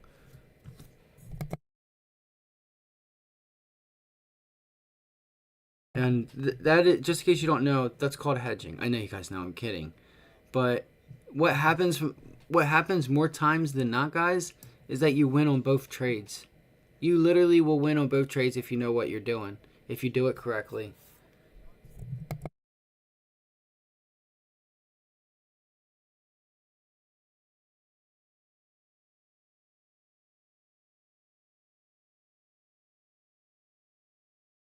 I still cannot believe the news I got last night. Like I can't get it out of my head.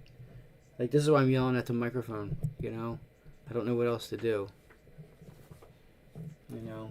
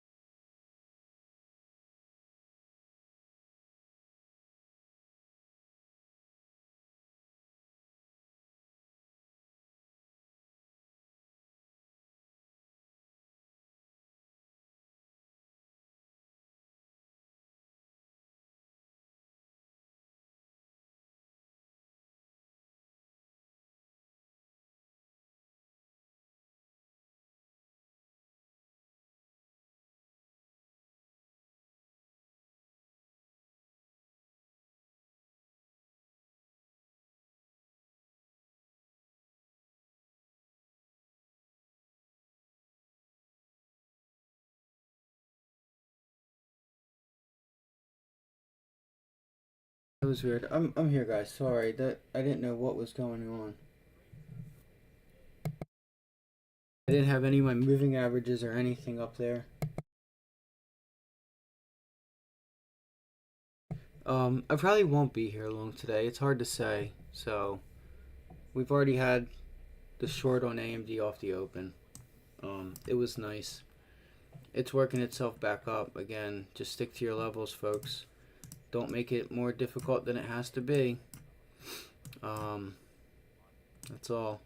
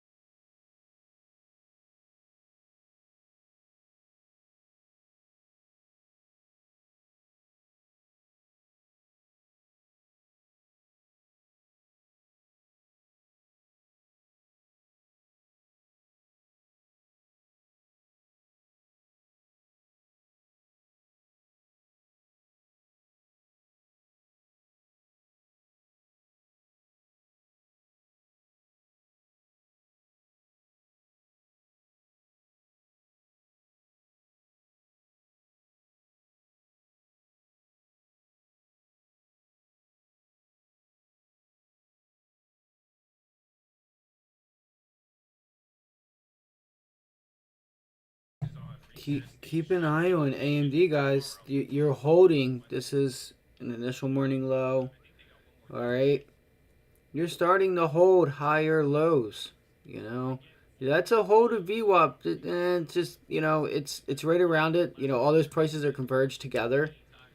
Um, but so far that's a buy off of VWAP with it's not an increase in volume because look at the sell volume. Like I hate these volume bars on these kind of charts.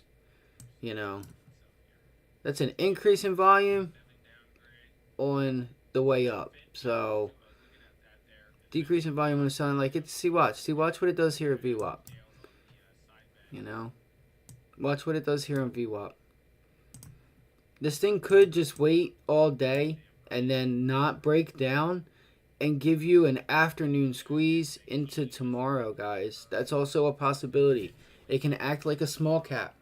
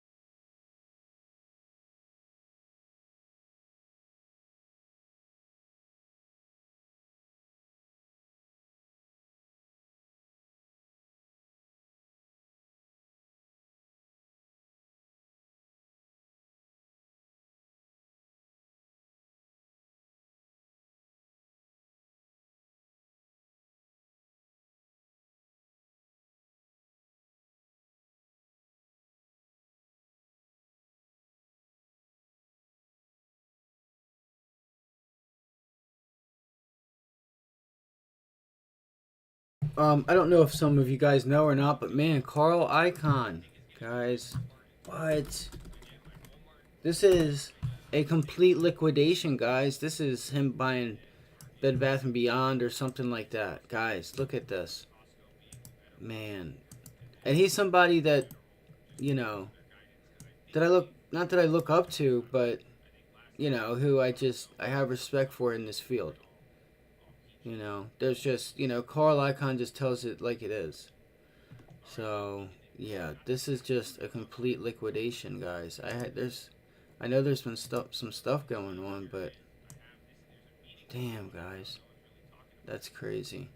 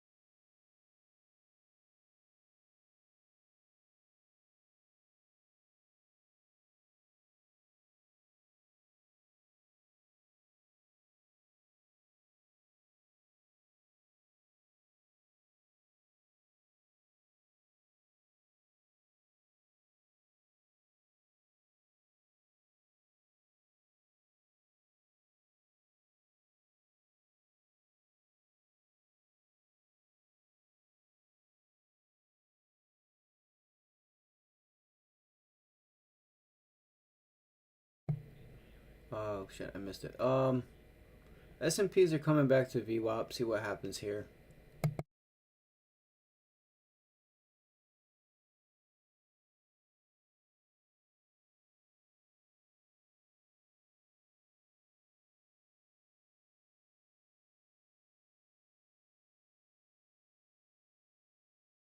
You guys see that? This might be a good long if this level holds, guys. If this level holds, this 413.50. This is the top end of our range. We're back now up above it. We have broke it. Now do we turn this in? Yo, watch out for a rally, guys. If this holds, watch out for a rally. I'm serious.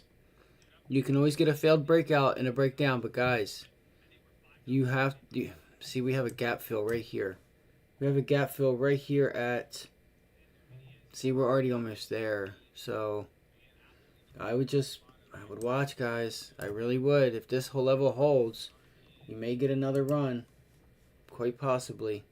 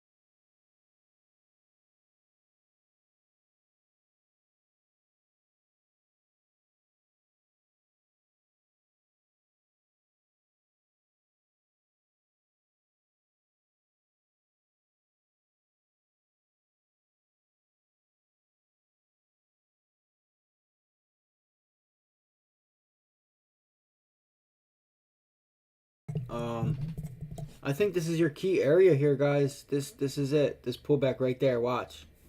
All right, right here. Look at this volume coming in. Look at it. I'm not the only one noticing it. It could break down, but look at that, guys. Look at it. All right. Just look at it.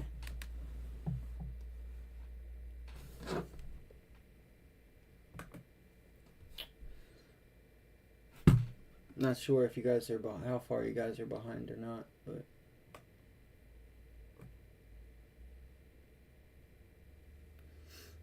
so yeah, I would watch this area. This is the last leg of it, right here.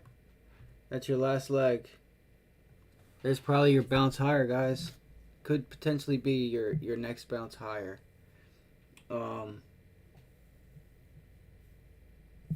Just don't know if there's enough volume and momentum to get it going. But what I'm afraid of is like it could pick up as it starts going and recovers high a day. You could just get an all day type of buying, stepping in, and I think that's what we're, like I said, guys. There it is again. This is not once, not twice, not three times. This is the fourth, fifth time that I've mentioned like areas that may be bought. It's up to you to take action. Not to say you got to take action on this, but just knowing that the potential for the rise is there. All right, if you can't see what I see, then you got to give it more time, and definitely don't be trading, because it still doesn't. It still may not break out, but obviously you've seen the selling. You've seen that tail come in quick, too, quick, along with another candle. I guess that candle did turn red, so RSI is kind of high. MACD, I had to look at the stochastics, but that's a scalp right there. I'm gonna tell you right now, somebody played that. Somebody got their 10-15 cents and they made good money. Like, remember what I said, 10,000 shares and you get 10 cents up or down. That's a $1,000 move. So if you're buying 10,000 shares and you get your 10 cents, and this is real liquid. This is really liquid, y'all. So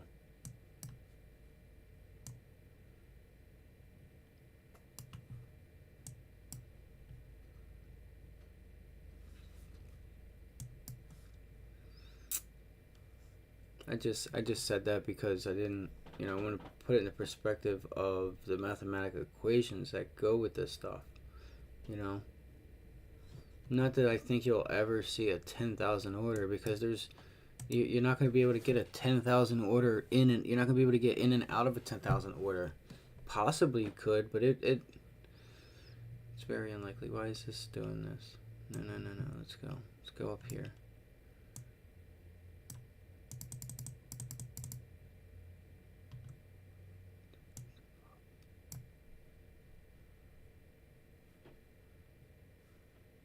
Sometimes you'll see like 4 or 5,000, maybe 6. I mean, I could imagine, but imagine having 5,000 shares at $400 and having 5,000 share order, and the profit and loss. Like, could you imagine what that is? Every nickel, every 25 cents, every 15 cents.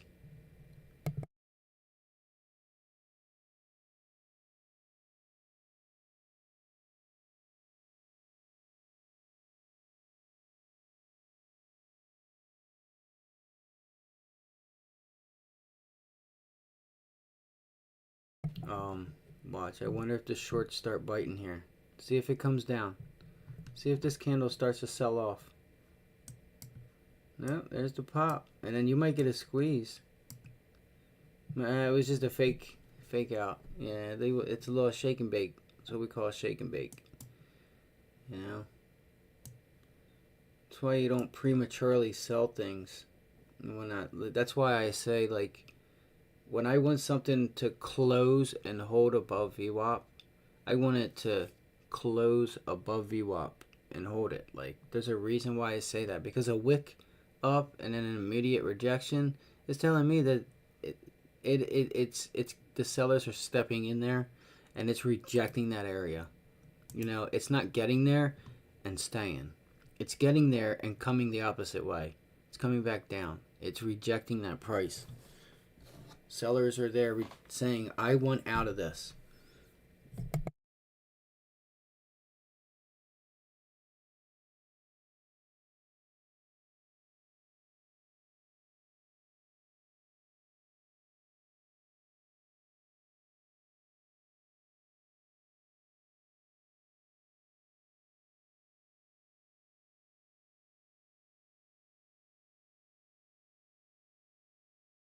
But like I said, man, it's been a good morning, guys. A really good morning.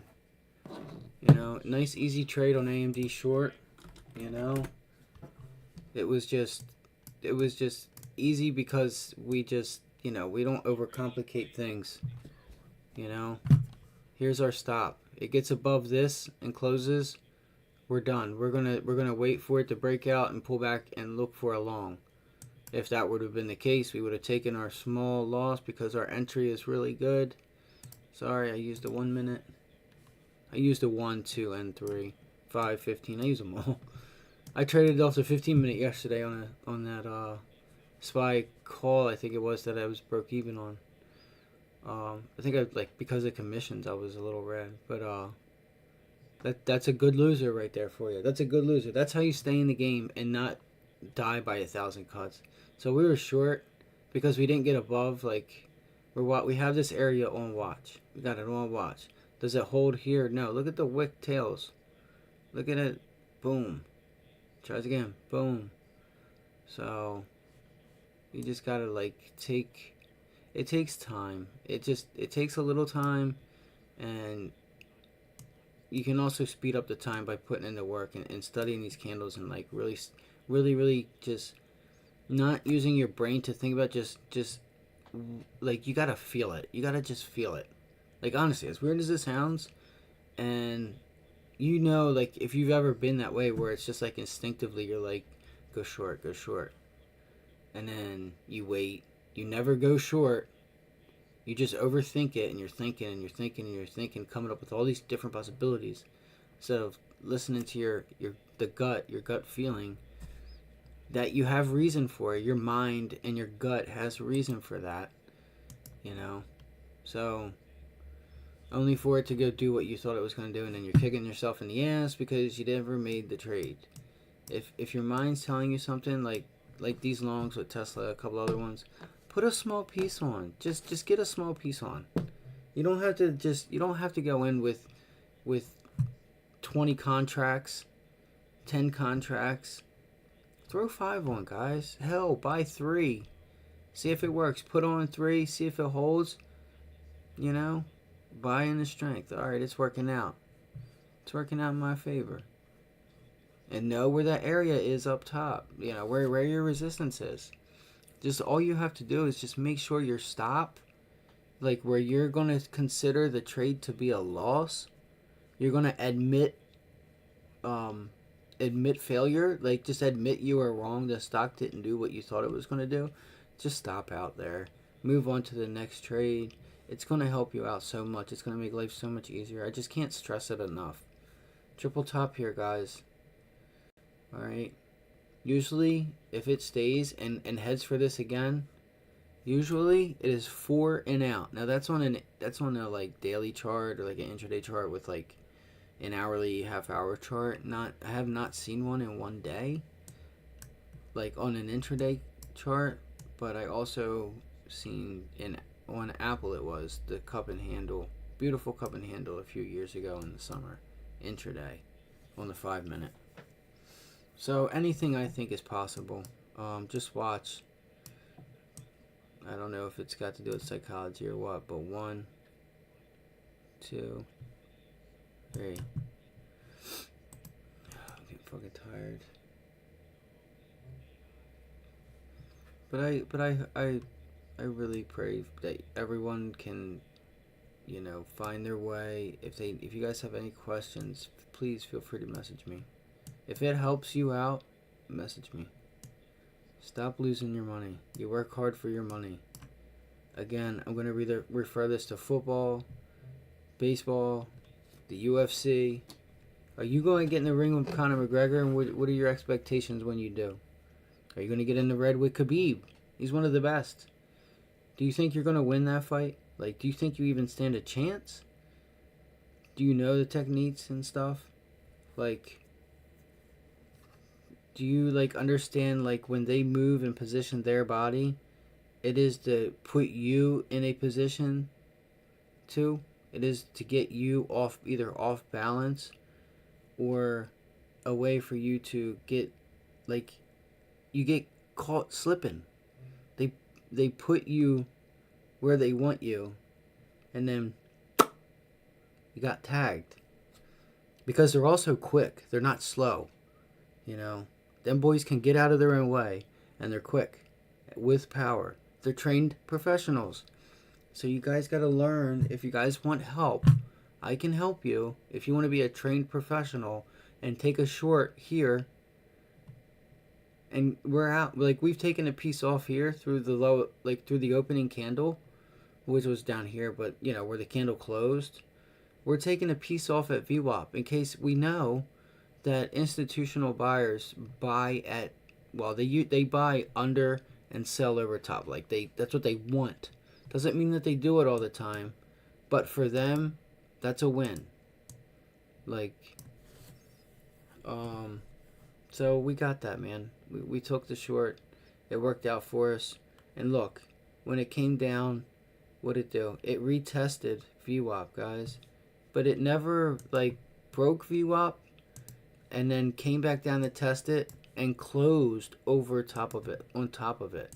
It was an area of resistance. It didn't even climb up to close over top of it.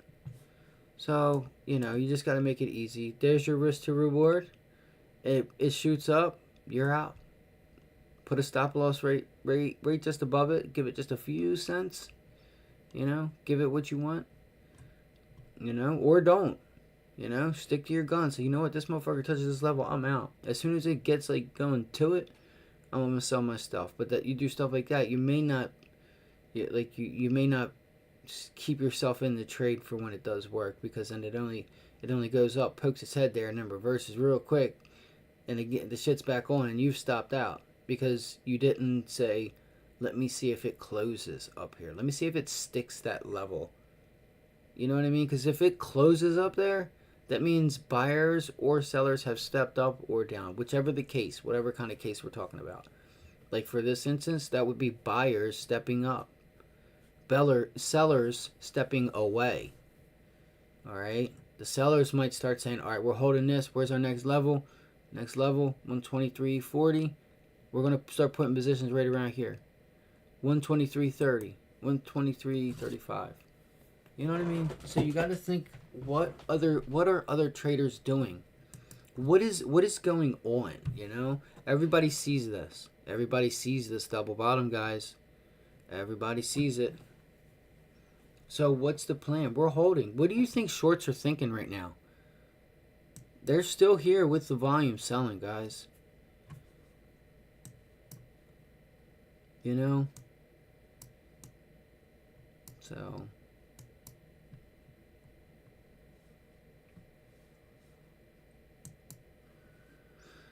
alright, so if you guys have any other, and look at the SPY. Remember how I said that area there, if I felt like it could break out, you know, if we could just get through a high day, and then we could possibly just be swinging, you know, that, I was going to say tattoo, but I'm just tired, I haven't had any sleep, but, swinging that, not swinging it, but like, you know, like I said, you just got to know what you're doing, guys, you know. Some people probably got shook out on this tail. The volume really wasn't there, but look, like I said, it just felt like there could be, and it has to get above this. Like I said, if we test this opening candle, I mean, you start getting above this level and start heading to it, watch out, you're gonna have short start covering. So.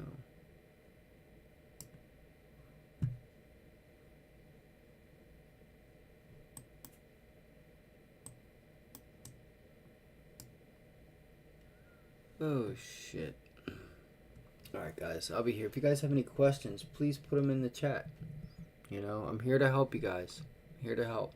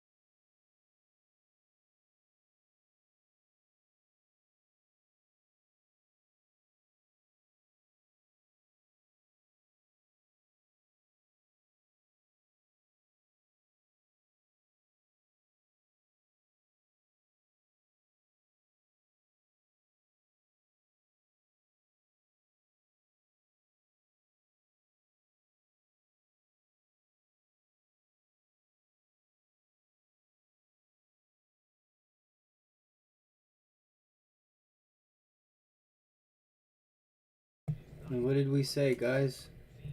What did I say? I said the S&Ps, man, right here.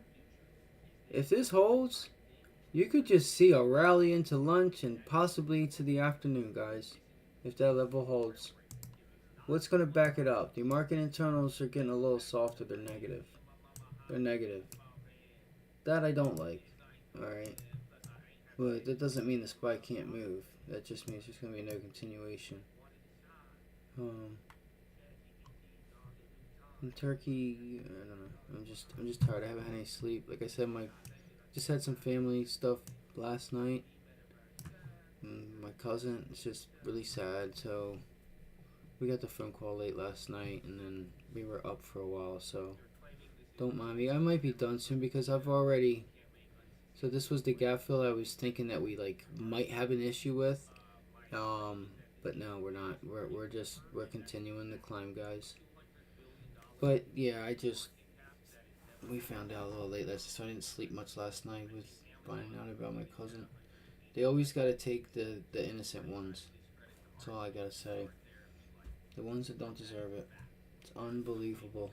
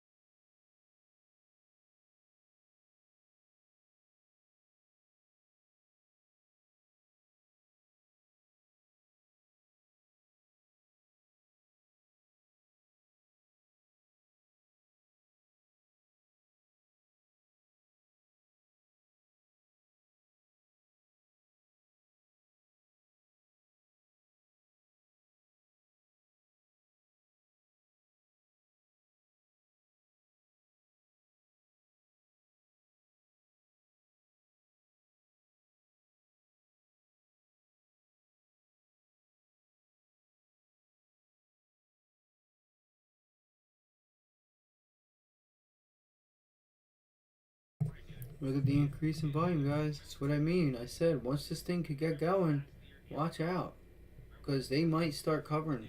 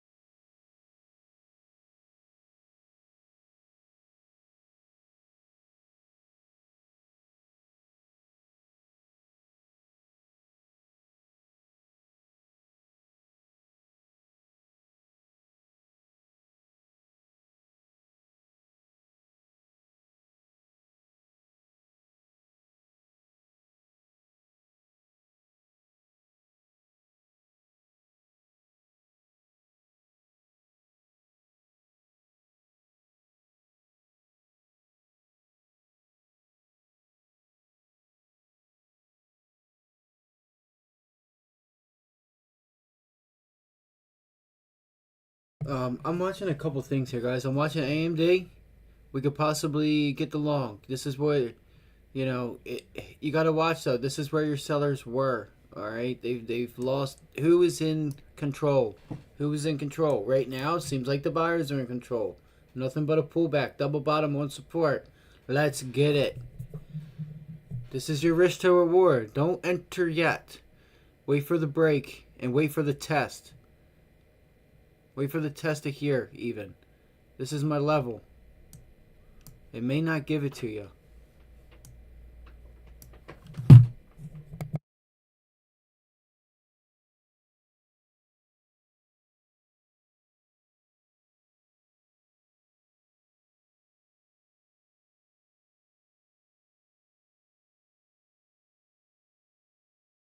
You gotta just keep in mind, how many green candles do you have versus red candles?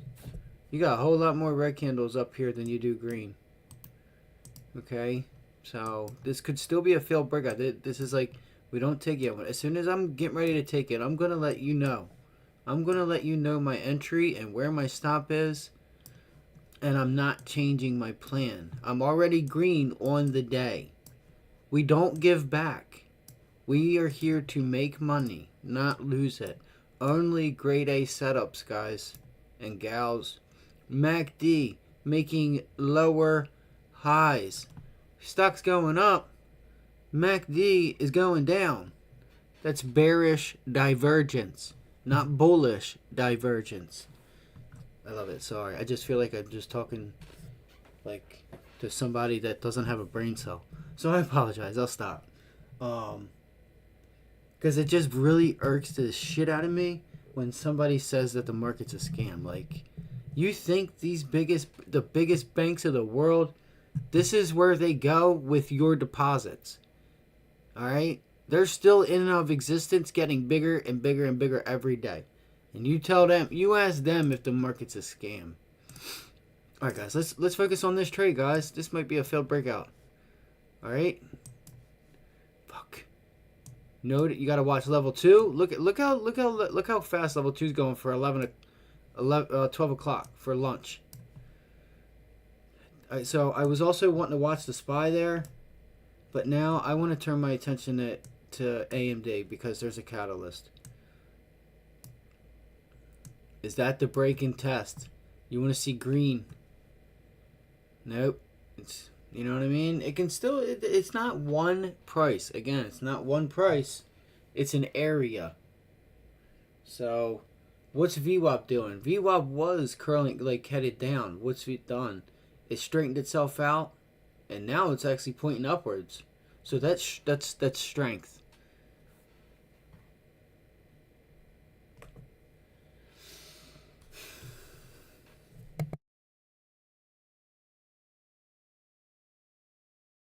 Look at the tape here, guys. Look at the tape. The size is 7, 400, 200, boom. Like, it's kind of quick, but it's.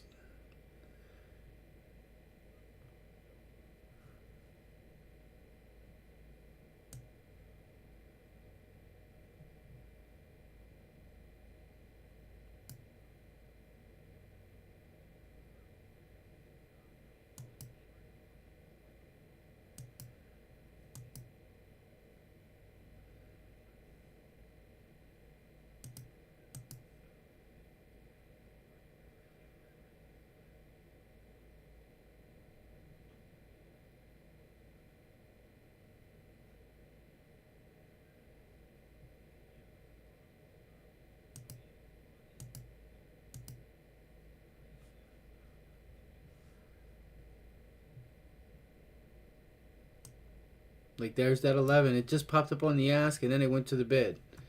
Popped up here, went over here. Alright, this. I don't like Thinkorswim's level 2. I don't know what the hell they got going on here, honestly. There's no color coding.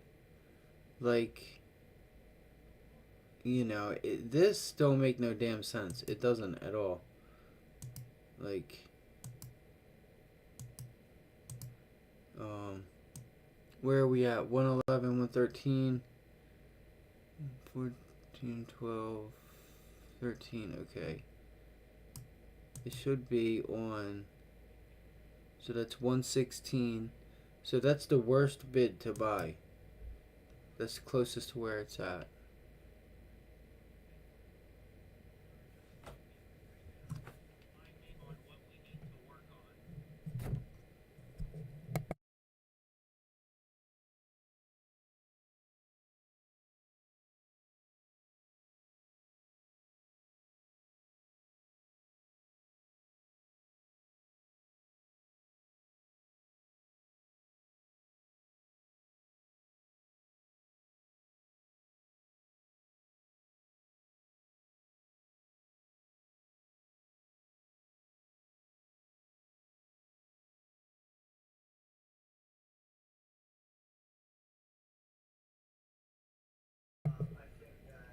Just don't be fooled. This is probably a failed breakout, you know?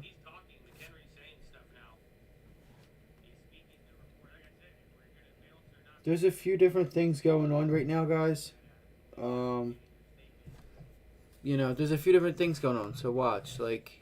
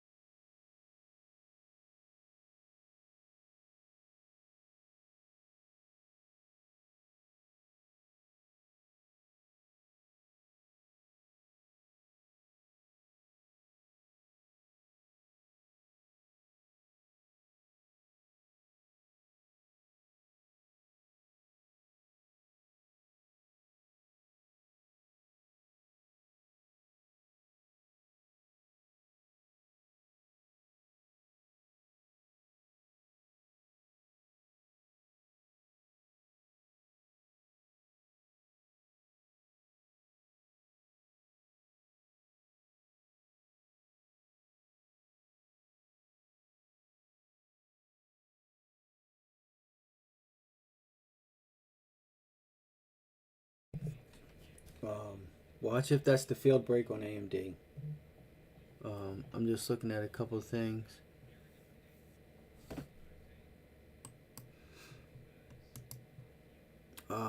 Sorry, I just got a text message about my cousin.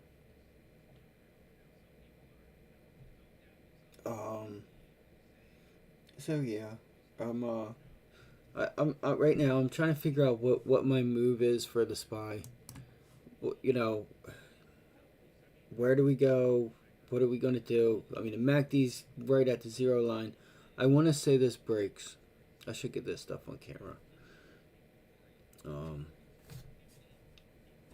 It's alright. It is on camera. It's on here. Anyway, it's whatever. It could do whatever it wants. I think we might have a slight sell-off again. You know, come test this pre-market low or pre-market not high, but you know, go test the trade line actually. You know, see if you can make this trade line support. It was resistance, became support, it broke. So, see if it breaks. See if we just sit sideways. We are up. I mean, we're up almost 1%. So you gotta keep that in mind all the time. Also, at least this is the SPY. I was gonna say this is futures, but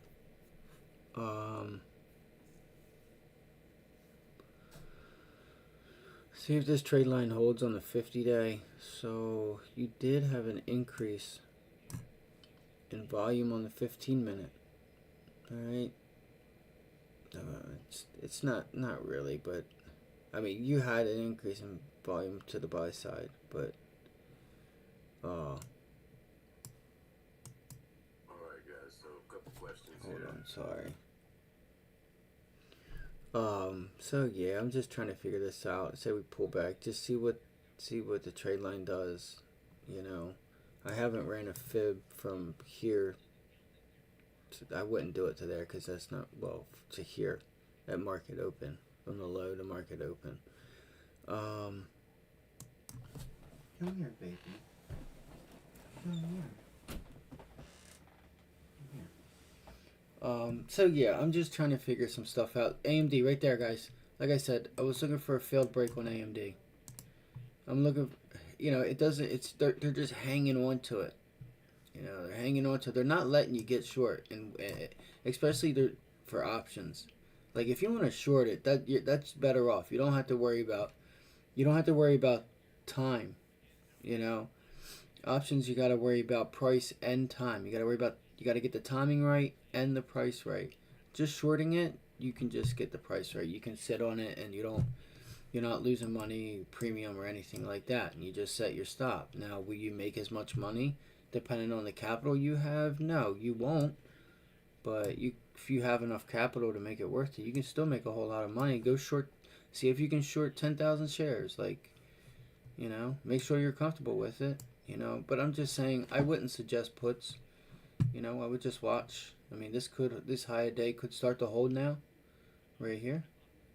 This was my line, so maybe you got to see if we break through this level or we hold it.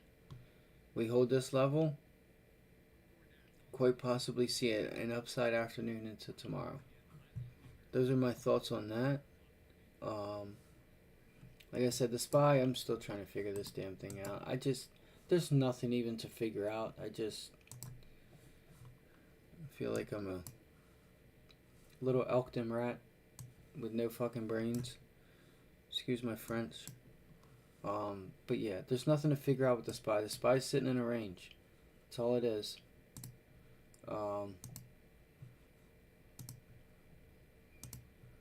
So these are the market internals. So they've actually extended down lower, but what you guys want to do and take note of is you're at 1,500 there, 150,000, whatever the hell it is. If you get to this 196, you get to this 2 mark. Right there is usually the days where the momentum comes in. All right, that's high momentum on the S&Ps or the NASDAQ. All right, Why is that? That's because just about all the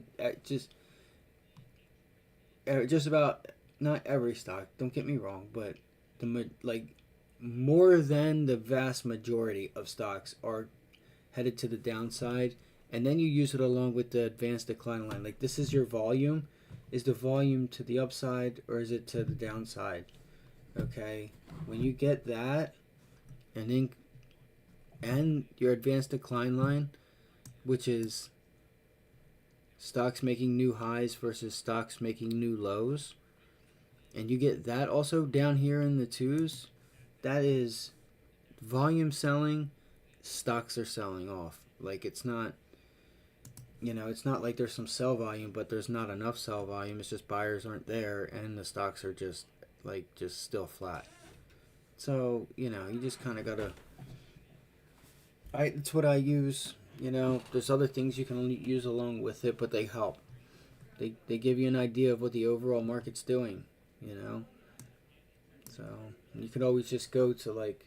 Sometimes I'll do like UNH, like because healthcare is a big part of the SPY. So what's that doing? That's breaking down. Okay. Obviously Apple and Microsoft and Nvidia. Obviously them. Look at Apple, double bottom, boom. So what else we got? MSFT. I wonder if this is it. I wonder if this is the last hurrah before selling gets underway. So let's check VIX, guys. Remember I told you? Check VIX to see if where it's at and at certain levels to just like possibly put something on for the future to take advantage of a possibility of what we just had the other day. You know?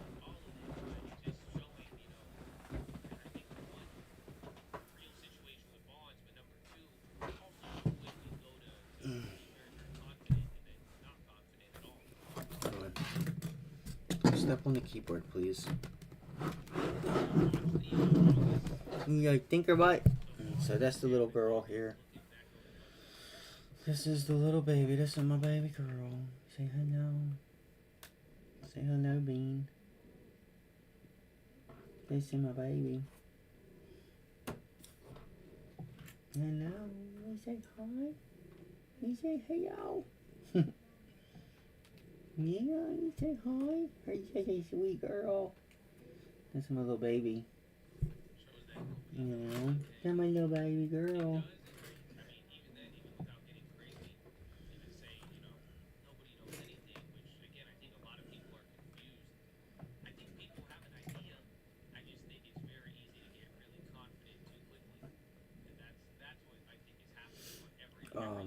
So yes, those are my thoughts, guys. I'm gonna sit. I'm here. If anybody has any questions, if you guys could like, subscribe, mention it to somebody. Maybe somebody could use some of the information that we provide here. Like you say, if you can't tell now, by now, this isn't anything new to us. We've been on the right side of the trade all week, last week and this week, on the right side of the trade. Like I say, we'll be here. I'm just gonna figure out what we're gonna do and take it from there. Figure out the next move, I guess.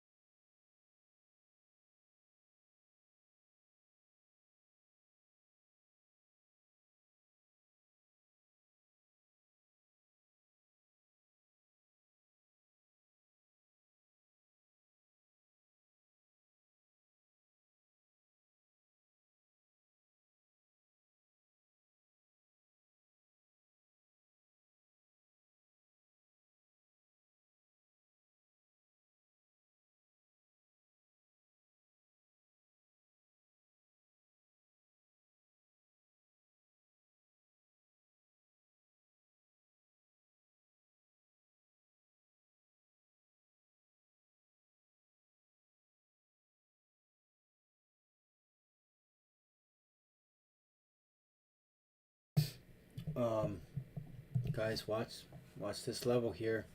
Let's go to the ES. All right, let's go to the ES.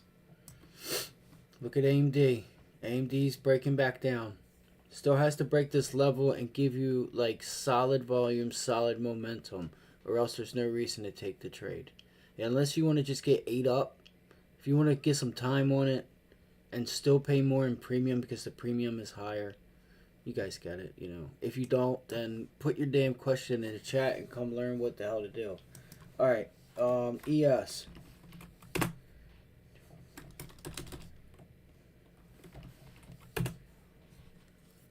Let's go to the 5 minute, and then we'll go to the 15 minute. All right, I was watching this level right here, and I don't have a line there for whatever reason. Maybe I do. I don't know. So now we're clear above. Look at it. All right. Well, just gotta watch if we gotta watch here if we. This is your level. This is it. We break up, like break up above it, pull back to test it. Then we can talk about going long. Alright, then we can talk about going long. And that long will probably carry you up to here. Alright. That'll be the place that I'm aiming for. Does it get there? Maybe, maybe not. Was that 418? You know, maybe, maybe not. I don't know. I'm not a psychic, but I would look for that area. I'm gonna put this a certain color. That way we know this will be the target if we do hold the level that's coming up. All right. It's gonna be pretty tough though because you know. Look at, you see this volume here? Look, that's resistance. Alright. Oh, you broke it, so resistance. Resistance, resistance, resistance. And resistance. Resistance. Like, look at this volume, guys. Here, here, here, here, here. Like, so you're going to need volume. You're going to need at least 47,000 share candle. You know, 40,000, maybe 35, 40,000. You know, you need at least that. You need at least 35. At least. I mean, you don't necessarily need it, but it's there to help you know that sellers are buyers and buyers are still buying, you know, because you could just have sellers step away and it's just a few buyers and it's low volume and it could just carry you the rest of the way. You've seen that plenty of times if you've been around. So it's what helps confirm things. So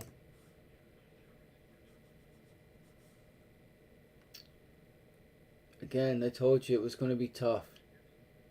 So if we don't break, I mean, we gotta start shooting for downside because, but what's the catalyst? They just said they're going to try and get the thing done by June 10th or June 1st.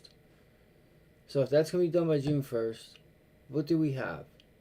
All right, we have PCE inflation data, Michigan sentiment, Michigan consumer tomorrow. Very important inflation data. Don't quote me on a PCE. I'm pretty sure it's PCE.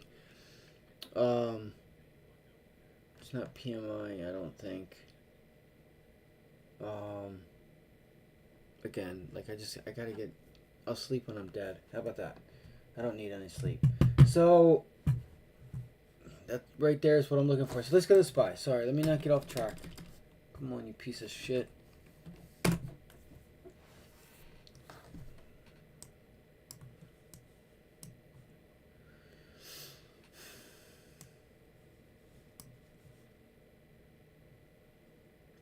So I feel like this was where the futures were, but now we are above it on the SPY. So what the is going? No, the top side, right?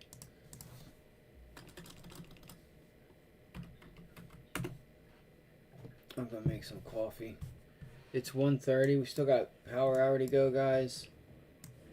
So, yeah, it was the bottom side that I was looking at. Top side.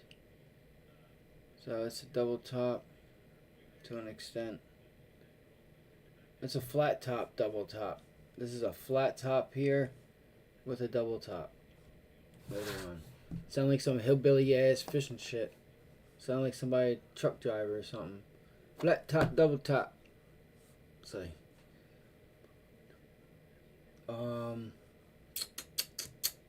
Alright. You just gotta use your head. Just gotta use your head. Be smart. Plan things out. Wait for power hour. Wait for 2 o'clock. You know, we'll be there in a half hour. The volume's gonna jump back in. And if we're still below this, chances are we're coming back probably down to where we opened today. So, I don't know. It's hard to say because it's just... So, look, I want to show you guys something, okay? I want to show you something. Look at this. I'm going to show you guys something that looks really familiar. And you guys need to start taking these things in. You know, not that you don't. You probably already do now. You see this right here? I mean, you honestly... You have this, and you have this, and you have this, you have this. Jesus fuck. I'm not mad. I don't know why I'm cussing, man. Like I'm angry or something. I'm not mad. Just want you guys to take notice. Like, what is this? This is a double bottom. But you don't have an increase in volume on the buy side. Look at that. You actually got an increase on the sell side. And it went up. So, what does this remind you of? What does that remind you of? Oh, what is that? This is what I mean. The majority of the patterns repeat themselves. What we got here? Look at the MACD. Oh shit. There's a low. MACD puts in a low. Price action. The S&P puts in a low. The MACD has a higher low. Consolidation with a higher low. What did we do? Right here, we went long. We went long. What did we do? What did we do right here? That I put online. No, here. It was here. We went long. We made money. Okay? And then what did we do though? But we stuffed it in our pockets. We didn't just hang on, see how long we're gonna ride this for, because there's not very much. All right, there's not a very well-defined range. All right, you don't even know if we have a range yet. We're getting ready to get closer to this June 1st. Second, see if we rally out. You know, it's just I don't know if we can. I don't know. I just have to look at it a little bit longer, I guess. So, I just think this area, you know, we've gotten through. We gotta make this support. Like we've broken through it, but we immediately reversed. It was resistance right here, fell back, and now it's up. If you don't get the pullback to buy, you can't just go long. And then where do you go? Where's your next profit target? Is it here? Which is right here. Is it there? Or is it here? Or is it right there with the two, whatchamacallits? The two wicks. So...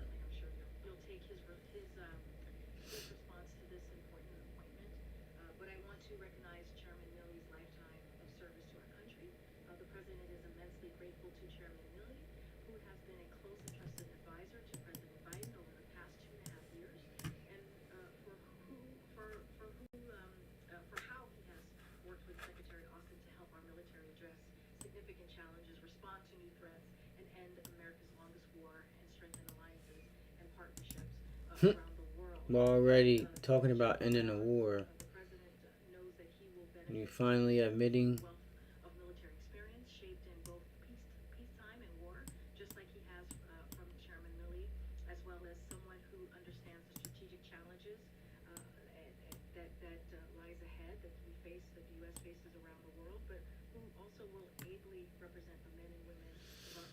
Oh, Lordy.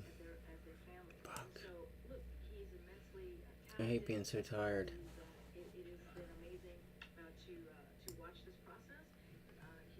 Yeah, so you guys just gotta use your brain. We all have one. You can do this. I'm telling you, you can do this. Now, what we can also do is take pre-market off. Pre-market and post-market. What does that give us? There's the gap fill. So we have a gap fill. Now are we gonna come back and reclaim that gap fill to possibly fill another gap up here? It's an option. It's an option. Alright, guys. Like I said, see if we pull back. See what we do here. This is going to be the tell sign. We got to hold this. We got to hold for 1420.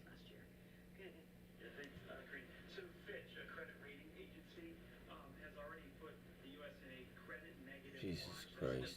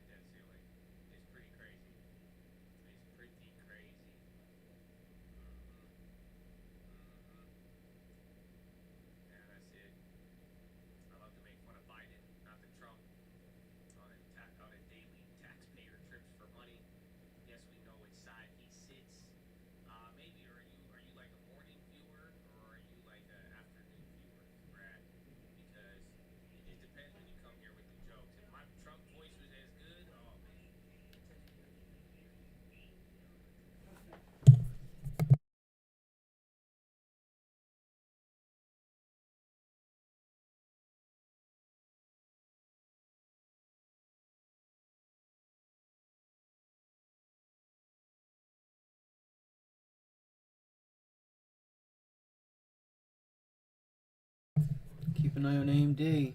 there is the official break. Failed breakout. Breaking down.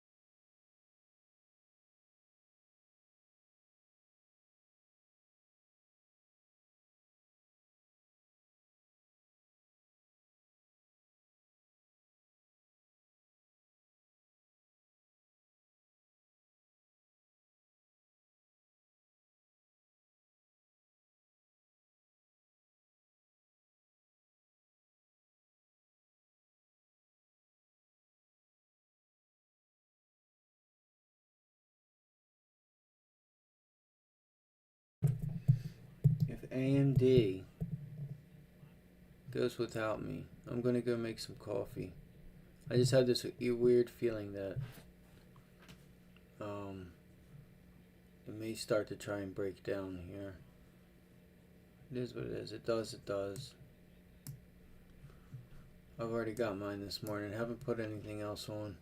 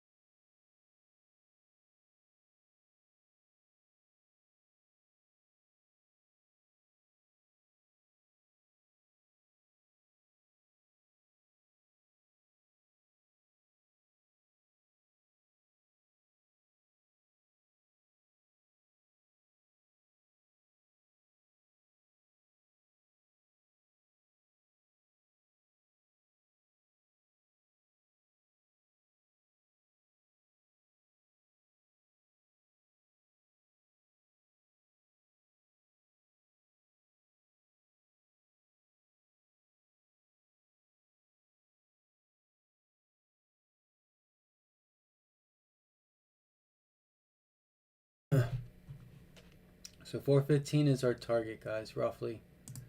I have to look real quick. Pretty sure it's just want to make sure it's right for you. It's this one here. Yeah, 415. So we're at it. I'm just curious if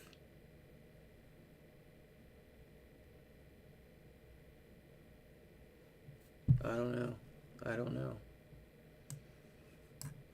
So I mean, there's just nothing telling me that it's going to break down, or it's not telling me that it can't go up either. So, not that we'll get a whole lot. But it's pretty crazy though, guys, that we're up 1%. You know, we're up damn near a full percent. Pretty crazy, right? So we did a good job. We called that yesterday, and I said it Sunday or Monday that these are the kind of like base hits that are, they're not free, but once you learn them and see them and like give it time, because I gave this time, like literally we did it right on this one. It broke up, came back, didn't fall back down again, but like we just, like, this is what I mean by like I don't physically know. It's like from watching this, I just instinctively like know, all right, this is the time to get it. You know what I mean? So I mean, all you can do is try. You know, your risk to reward is good. You know, you've put in a higher low or a higher low for the most part. But yeah, right, literally, I think we were on the same candle, guys. I mean, I'm not gonna sit here and brag about little base hits trades, but what I'm trying to like explain is the like instinctiveness, you know, that comes with time. You know, I mean, we put it on, and I put it on, and then I was out. Like I didn't hold this thing at all very long. But anyway, so maybe because it's what I did here twice, guys. I hit this. This is what I meant. I didn't really mean the like little intraday stuff. I'm gonna show you guys what I mean. There we are, right there. Oh no, that's that. Hold on, what the hell is going on here?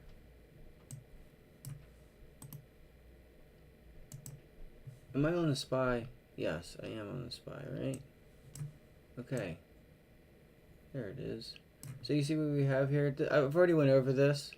It's a double bottom. With a bullish divergence. I gotta start getting my words right in the shorts and stuff. What did we have here, guys? You know? Bullish divergence. We made a new low. Alright, we put a low in. We made new lows here. Look. MACD's higher. What did you get? You got a 405 to 413 ripper. 403 really.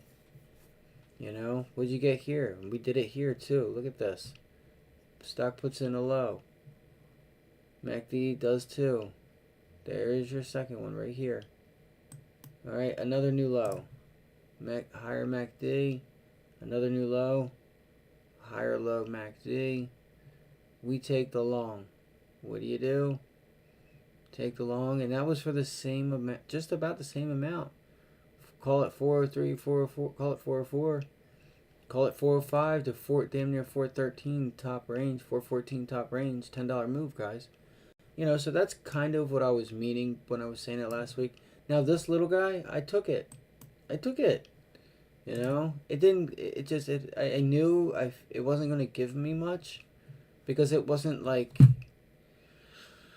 Just knew, like we have this debt ceiling, like we just don't have the volume. It's just like now it's not like it would already, like if you look prior, guys, okay, like look at these moves, boom, boom, boom, like look at these moves, boom. They're real demanding moves that you know, they're $5 increments, you know. Now this was a little different, but you had a flat day looking like a TLT on the 1 day back from COVID, back from that COVID Jerome Powell day from March. If you go look at March TLT, like on the daily, you see this. You see like a so we're going to call that the COVID TLT. And then we put in one decent low, and then one other one that was like minor low. You know, still a few points, but it couldn't make up its mind till the end of the day or whatever. So yeah, you know. So what I was going for was like hoping we could possibly get something like this or whatever. But everything about this little trade here was just telling me that like there's a lot of resistance here. You know, that's our base. That's the top end of our base and stuff. So I'm just trying to explain that out. That'll probably be the last time I do that, man. I can always do it for somebody. I don't want to be repeating the same thing over and over again. Cause there's a whole lot of stuff, man. It's not even just that. There's a whole lot of stuff.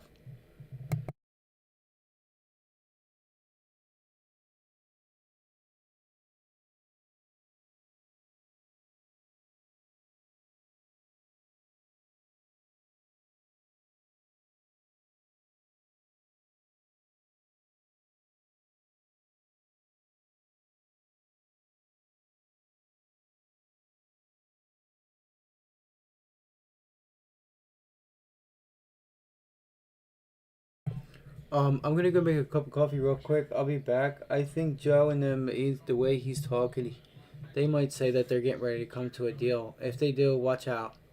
If you're short, watch out. Now, he has not said anything like that. All right, so don't get my words twisted up. Not to say you will, but he feels he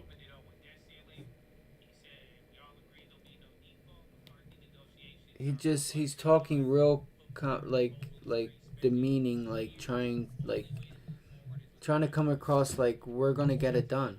Like that's my focus now. All right, guys. Cup of coffee, and I'll be right back.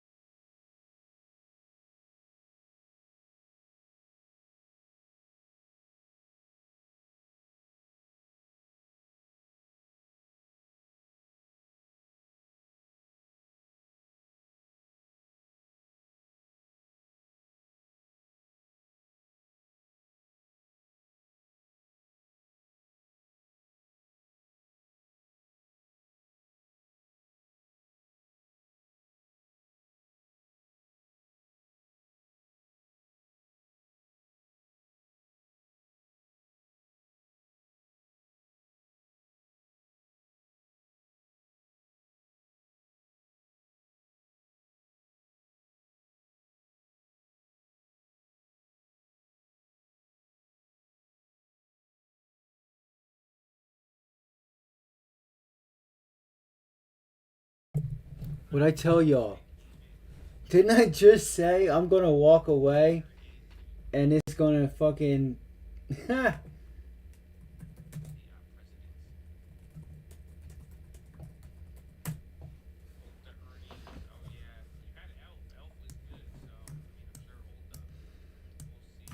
oh, it's gonna become see if that becomes resistance right here.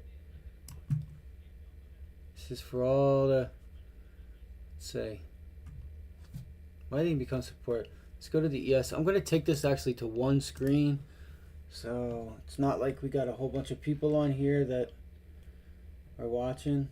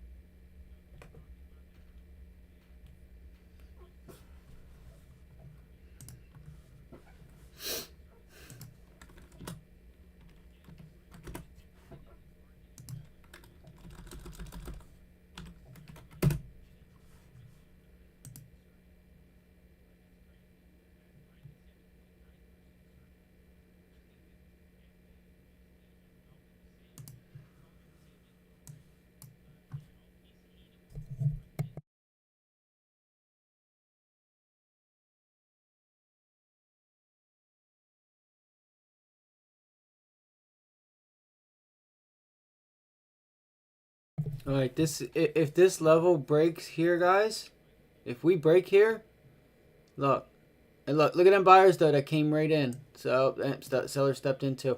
So we didn't make it to the target. That's okay, you know.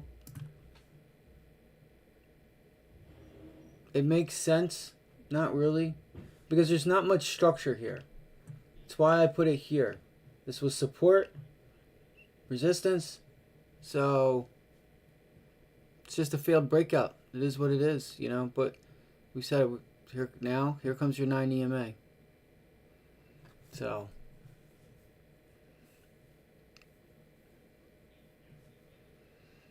you know what, guys? Hold on, ladies and gents. This is so weird. Because I'm thinking if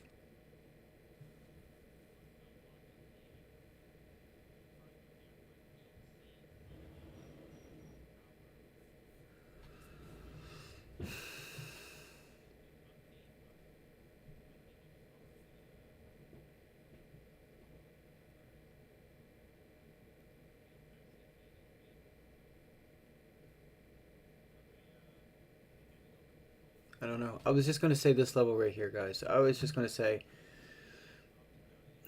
we're above it, so we pull back and test it. See if we hold it. You know, you had an increase in volume there. Let's see what the volume was on like 2-3 minute. Still there. You know. 1 minute. Still there.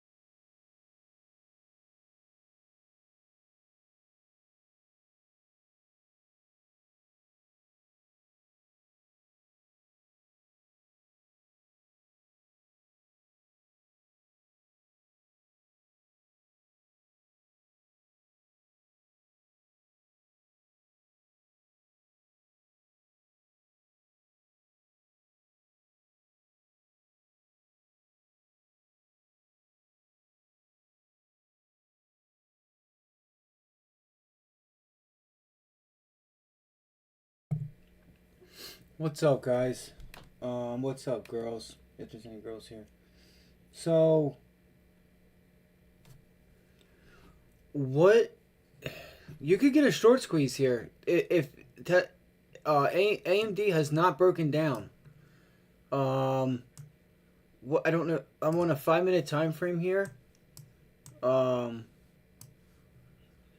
I mean, it's holding support, guys. That level has broken. Now it's support. I think we got to go long. I'm gonna take a small long on AMD. All right. Fuck, I don't know what because I'm listen. I'm already green. I'm already green. So I'm just curious to know if this is like indecision. Like because what did I say before? We need to break this. We need to break the high here and retest it on volume. Let me scroll in, guys. I'm sorry. Okay. Hold on. So, I know it's hard to see, so I apologize. But we're not here. We're not buying here and letting our stop loss be VWAP. It's already came down and reversed on like just as much volume as it did on the way down. So it's undecided. There's a lot of indecision here. You know, you've seen people right here. This candle, you see that volume? You know what that is? That's people thinking you got a failed breakout, and they loaded on the short side, and it wicked, and they're like, "Damn it, let's just get out. Let's just wait. Let's just give this thing time. It's sitting up here." So, you know, this thing could fucking excuse my language. I apologize. This thing could just trade sideways, guys. This thing could trade sideways for a little bit. Maybe it needs more time. You know, it's all on what the institutions want to do, man. Like they threw a lot of money at this stuff. What's Nvidia doing? Let's see.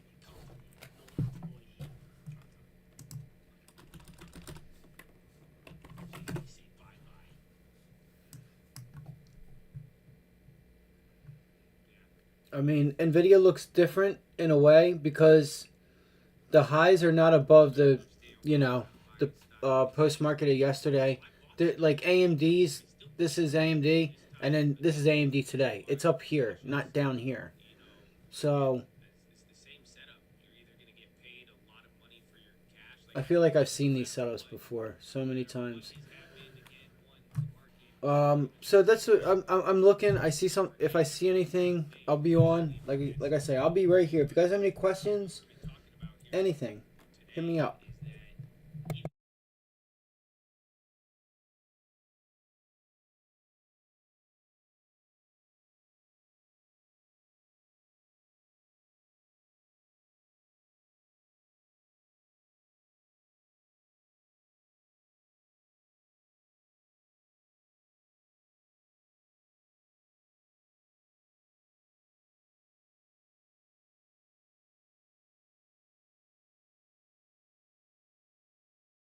You guys see what I see here? Look at PLTR, Palantir. Look at that. That's yesterday's high. Damn, we missed it. You know, like you gotta have this already on your radar. You know, maybe pull back retest to test the high, like you know, to test the previous high or pre-market highs. This was yesterday. So it looks like though, like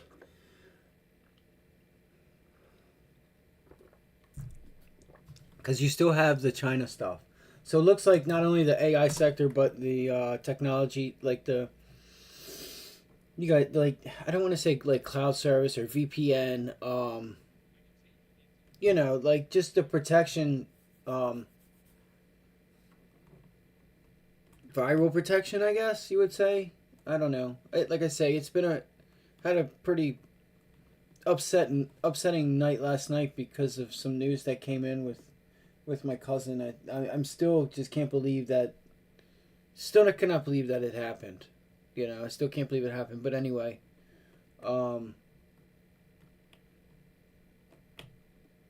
so yeah, I don't know. I just know him. I know what he would want. you know. He would love for you guys, if it benefited you to learn something, he would love that, you know. So he was a really good kid. So my thoughts are just see if you retest here. You know, I haven't drawn out any fibs or anything. Like you held yesterday's high, which was resistance. At well, it was resistance. Yesterday, this was pre-market resistance, along with the high of the day. So yeah, no, yeah, kinda. Boom, right there. So there it is. So that would be the level I would watch for there.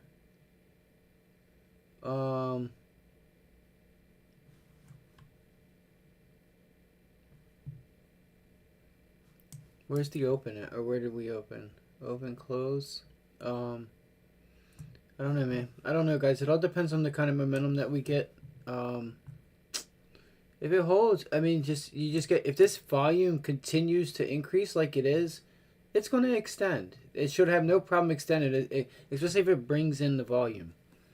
You know, but if it brings in the volume to the opposite direction, then it's just going to, you know, I don't know. It'll just close slightly, like, up where it opened. I don't know.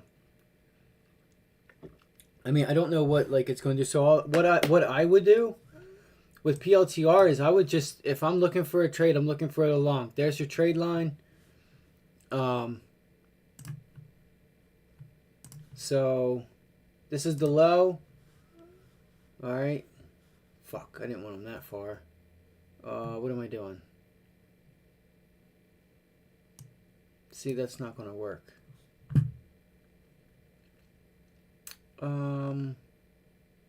But that's it, guys. This white line that's there, I would be a buyer right at that white line with the yellow trade line. All right, they're both meeting up. Clarification, justification, whatever you want to call it, will be an increase in volume, guys. An increase in volume.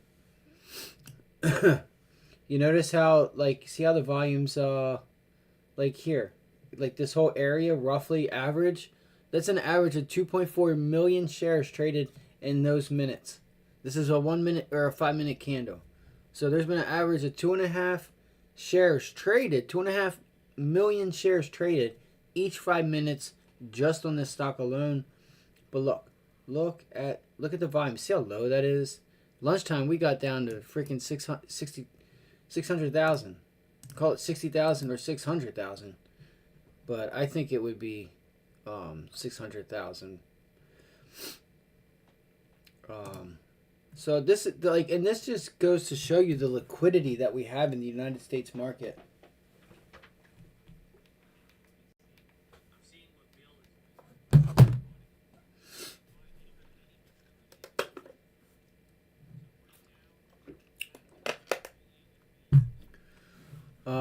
So there we go. Like I said, but if this breaks out, you gotta let it get backed up with volume, because if it does not get backed up with volume, the chances are it's just gonna roll over and revisit it, and which is okay because it's healthy. If it rolls back over and it just sits there and it builds, you get people shorting. You get people putting in orders to short. You get people putting in orders to long, and it's when the time comes that they can't take the pressure anymore, you know, as a little bit of time goes on, and you guys know what I mean. If you've traded, you know that, like, there's, like, if you're in a trade, like, and you're in there and you're just sitting in it for a little bit and you're like, I think you just sell for whatever reason. You just sold, and literally right as soon as you do that, literally at the press of the button,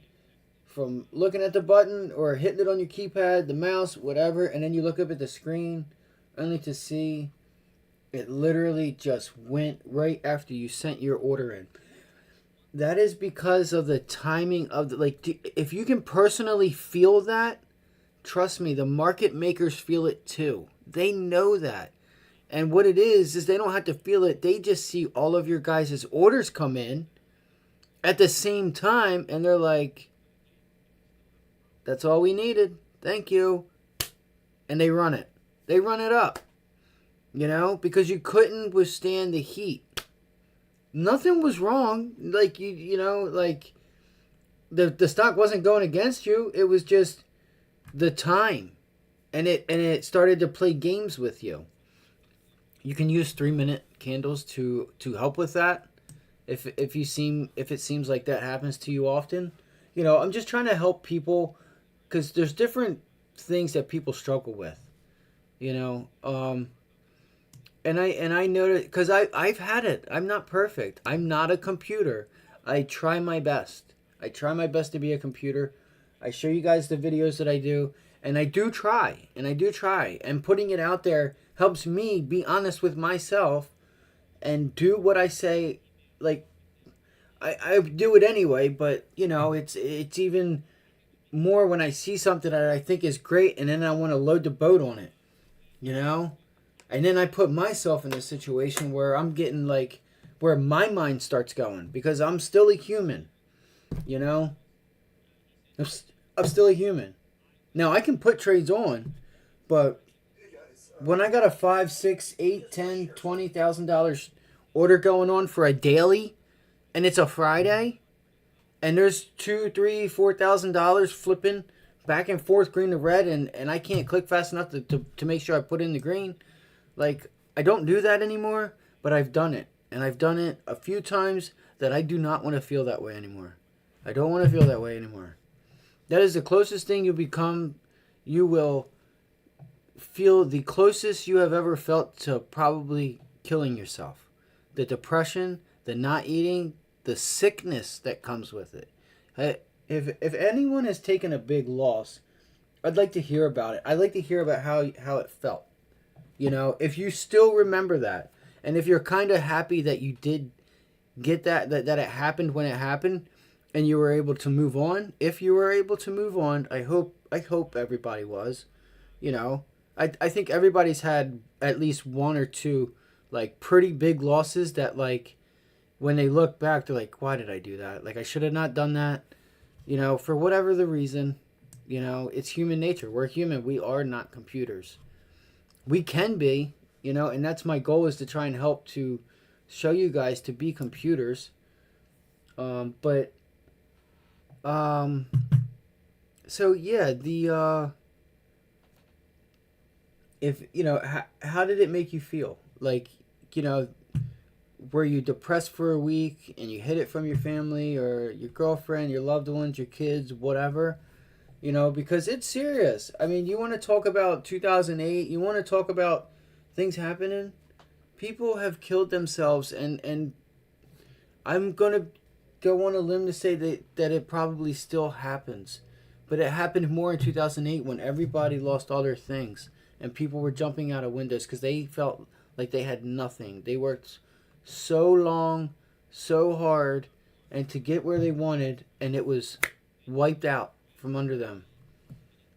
That's a long-term big loss,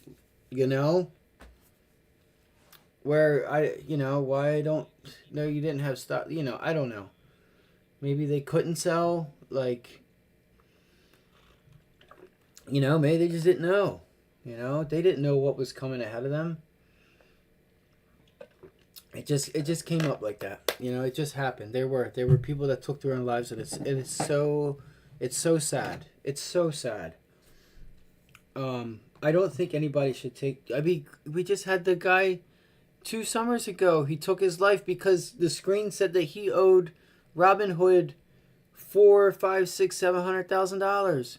Well, he doesn't. When he put on that spread, it's that is the. I'm sorry, I said it earlier. That is the margin and full total amount. It's not the margin. It's the full total amount of the position. But the good thing is that he was actually a seller and not a buyer, and he probably would have been okay.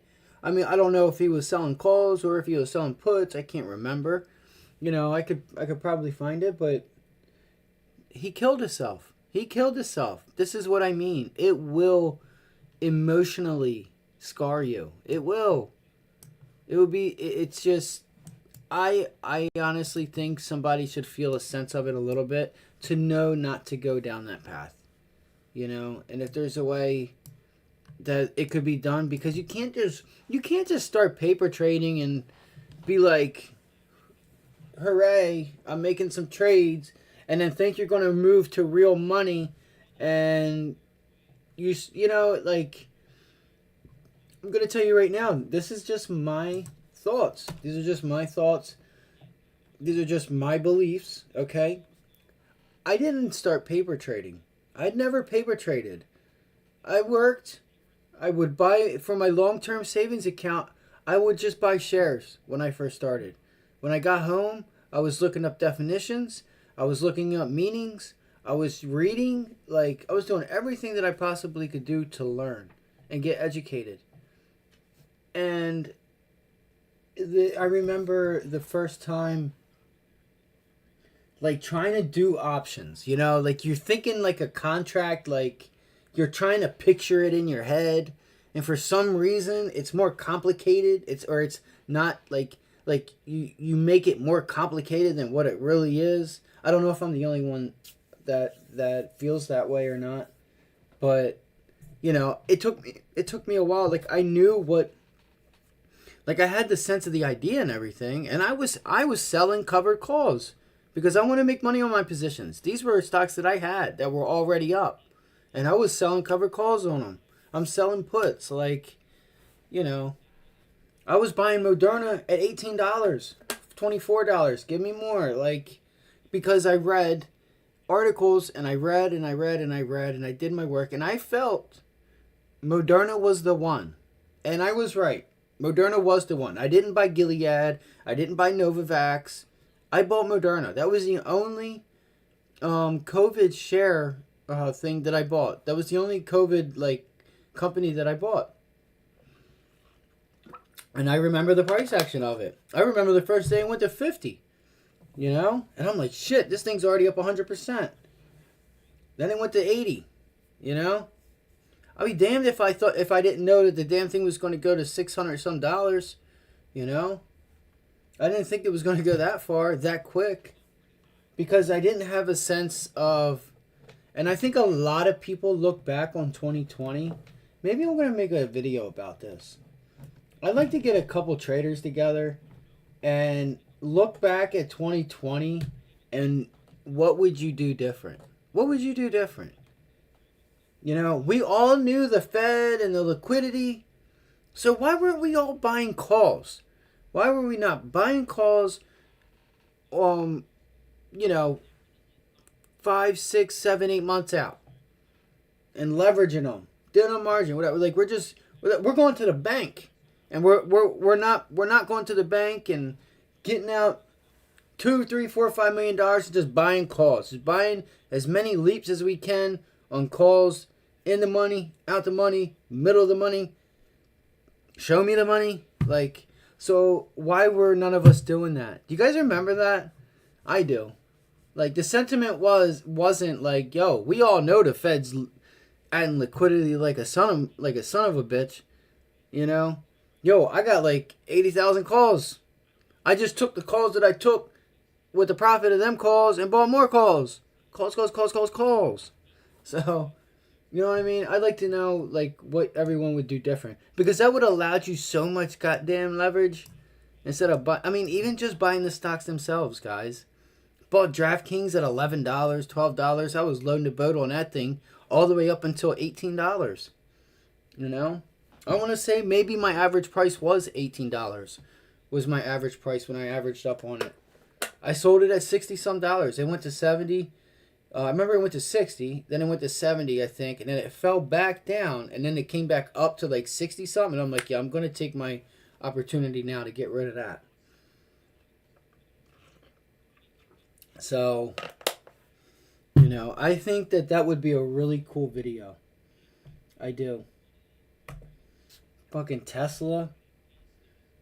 You know what's funny, guys?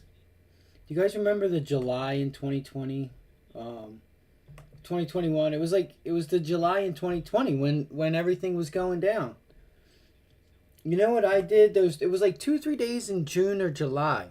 We had Red Day, but TVIX was still a thing. TVIX was still a thing. I bought October and November calls that summer for October and November. It was like the 400 calls. It was like was it? I think it was like 380 calls and 400 calls. It was like 400 calls and 420. I haven't. I mean, I have the information. I'd have to look at my brokerage account. Wouldn't you believe that Apple did a split? You know, those son of a bitches went to $18,000 a contract, and I had like two or three. They went. I remember they went from $400 to $7,000. That they went from $4 to $70. A day or like it was like right. It was before the split. They announced it on their earnings, and I remember the day I got off of work and got in the car. And as soon as I opened the door, I heard it, and I'm like, get the fuck out of here. I'm fucking so glad I did that. Excuse my language. You know? That was luck. That was nothing but luck, guys. Nothing but luck. Nothing but luck. But still, I did the right thing, whether it was luck or not. I still took that advantage of the down market and bought later calls, though. You know what I mean? So I kind of was like, this isn't going to last forever. Give me the Octobers. What I was worried about is, like, not getting the 400. I'm sitting there, like, measuring the movements it's had in its past and, like, trying to aim, like, where I think it could be at that time with, like, trying to not be so far out the money, but being out the money. You know what I mean? So it was good stuff, man. It was good stuff. I wish we had some traders in here to bring that up, and we could all like talk about some of the positions that we had and things like that. I think it would be really good. Maybe I'll try and get a hold of somebody that does stuff like that.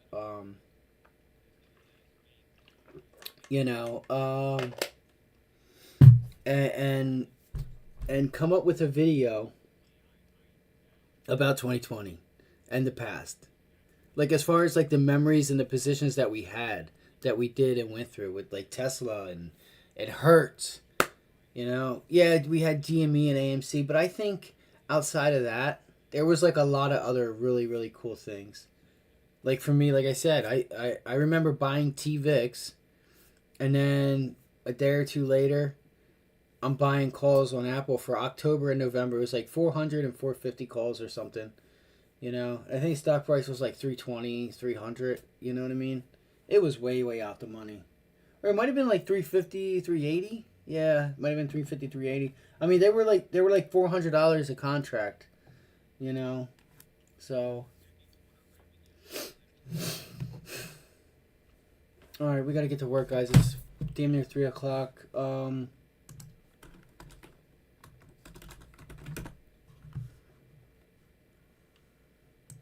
Maybe, see, this is so nuts. This is you just can't play it right now. There's no setup.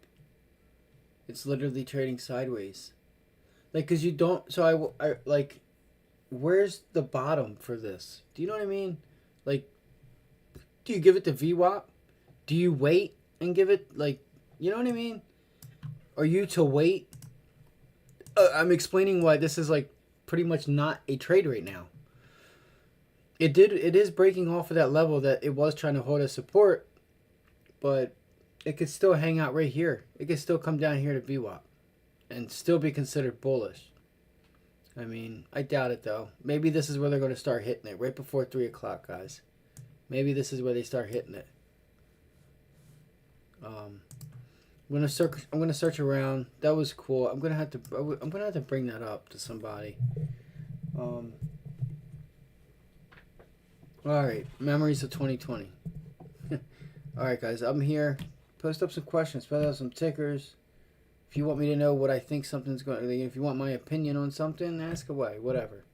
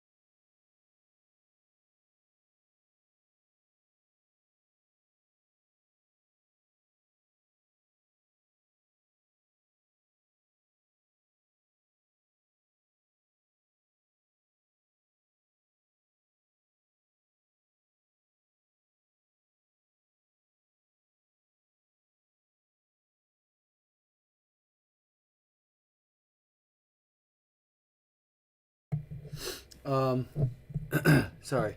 Watch AMD. Like it's maybe this thing might need some time. Like there's just no momentum anywhere unless I'm missing something. You know, and I caught this early in the morning, so I'm not necessarily worried about it. You know, but it would be kind of nice. You know, would be kind of nice to have an opportunity somewhere open up. I mean, it is 3:33. Might as well just fucking call it a day. I mean, we'll see what this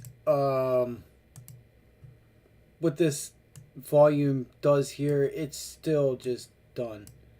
This volume is shit. Um, so yeah.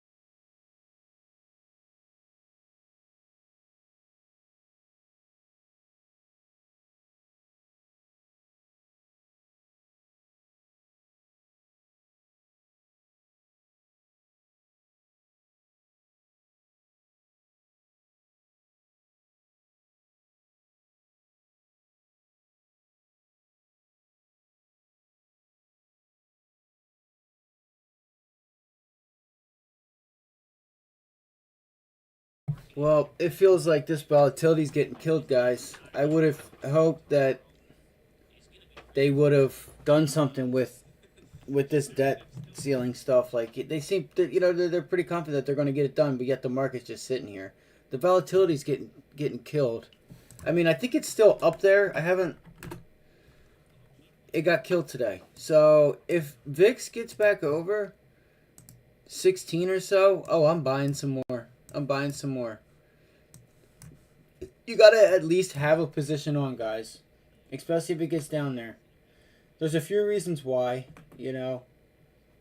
I'll be back on later on this afternoon. I'm gonna go over some trades, go over some charts, you know, things of that nature. For anybody that was here today, thank you. You're the real MVP.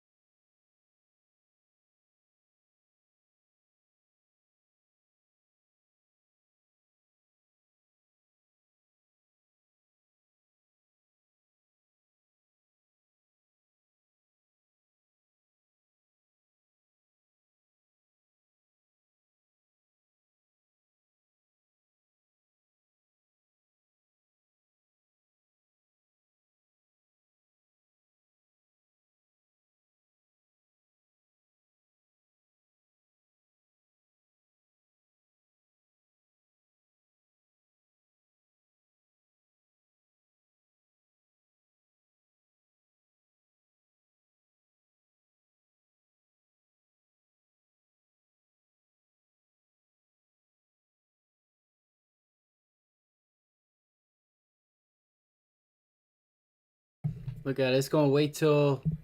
It's gonna wait.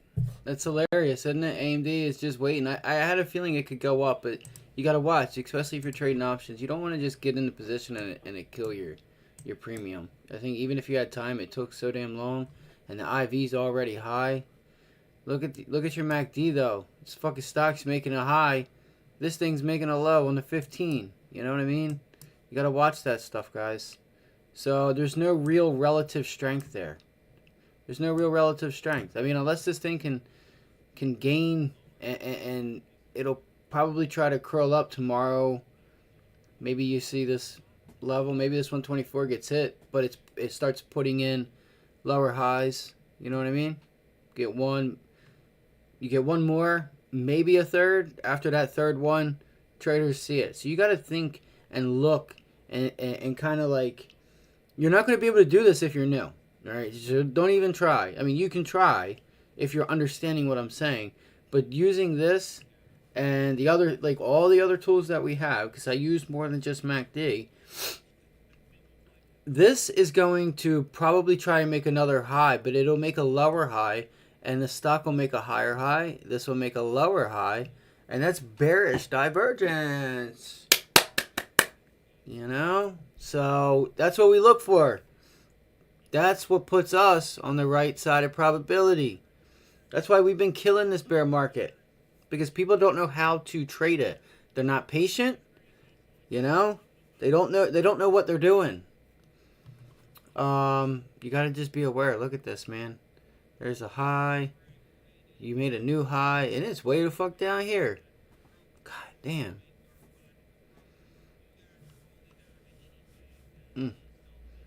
The amount of information that is on this channel that could help somebody is unreal. I mean, people charge $2,000-$3,000 a year for this basic information that you guys should have. So, I got 3 subscribers though. Give it up.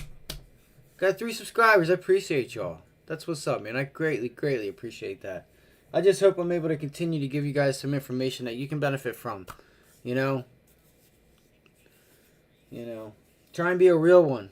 You know, like Jesus sacrificed himself for the people. You know, so.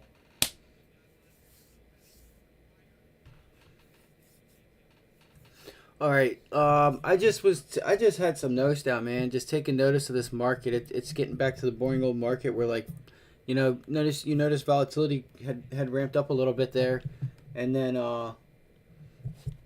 like volatility's been getting killed. It's not getting killed, but it's like, like these catalysts just aren't moving the market anymore. I don't know if it's liquidity. I don't know what it is. I think it's yields. Yields have found, they're where they're at, and money has found its way out of the market and into bonds. And I think, like, you've seen some time pass where it's been at, like, 4.7, 4.8, and then all up to 5 and shit like that. It hit 6 for the June 6th and 15th matured bonds, because they're the most riskiest because of the default thing, but we're not going to default. So you guys should have taken advantage of that. That was 5.99% for 4 weeks, guys. For 4 weeks. 4 weeks. No, not 4 weeks. It was, I'd have to write it down. That was for, like, that date. That was for that date. So I assume that's like a 2-week, thing. I have to write it down. I had to see where I got it from, but those maturing on June 5th, I think 6th, and then through June 15th, I think it was. So, yeah, it hits. I think they said it like hit 6, but it was at 5.99% for a few weeks. Man, that's awesome. Whoever the 3 subscribers are, I appreciate them. So my grandfather, actually, who passed away, maybe I shouldn't say this on YouTube. Just kidding. No. He was actually my first subscriber, and I'm really thankful for that. I was like, yes, like things kind of, I'm like, I don't know how or why I didn't think about it sooner, but you know, he was the first one to like and subscribe to my channel. So, May, June, July. We're gonna have football in another couple months. Like, there's so much. There's so much to like be had. You know. I'm gonna do a little bit of work. I'm gonna, I'm gonna go over some charts. I kind of like have everything. You can always go over charts and stuff. We have Costco earnings after the bell. I'm sure we have some more. I did want to go over the Fed minutes from yesterday, but I can look at them another day. Let's see here. Oh, that's right, guys. Tomorrow, you have retail sales. Sorry for sniffing and stuff. You have like my nose is like dry. Sorry, my apologies. I do apologize. We have a European Central Banker speaking tomorrow. It's not Christine Lagarde. It's not the head of ECB, but ECB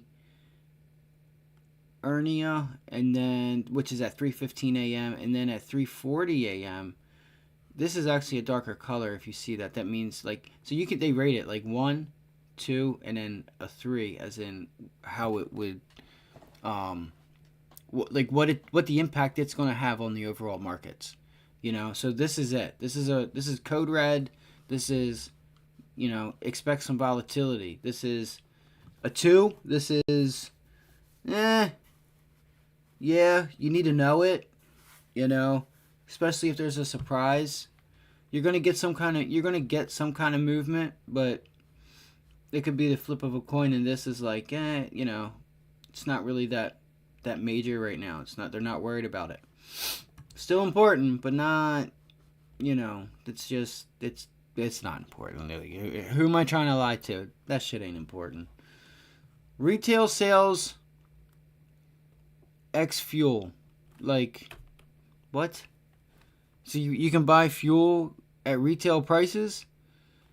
Oh, like they're saying at the gas pump. They're saying at the gas pump.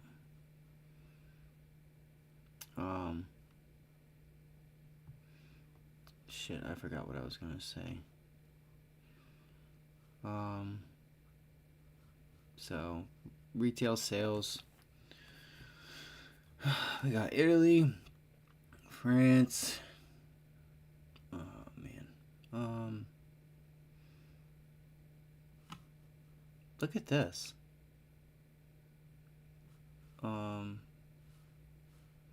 Unemployment benefit claims. Previously, 11.1. Is that 1,000 or 100,000? Is that like 111,001? Let's see, 100. What would that be? It would just be like how would you even say it? 111,000?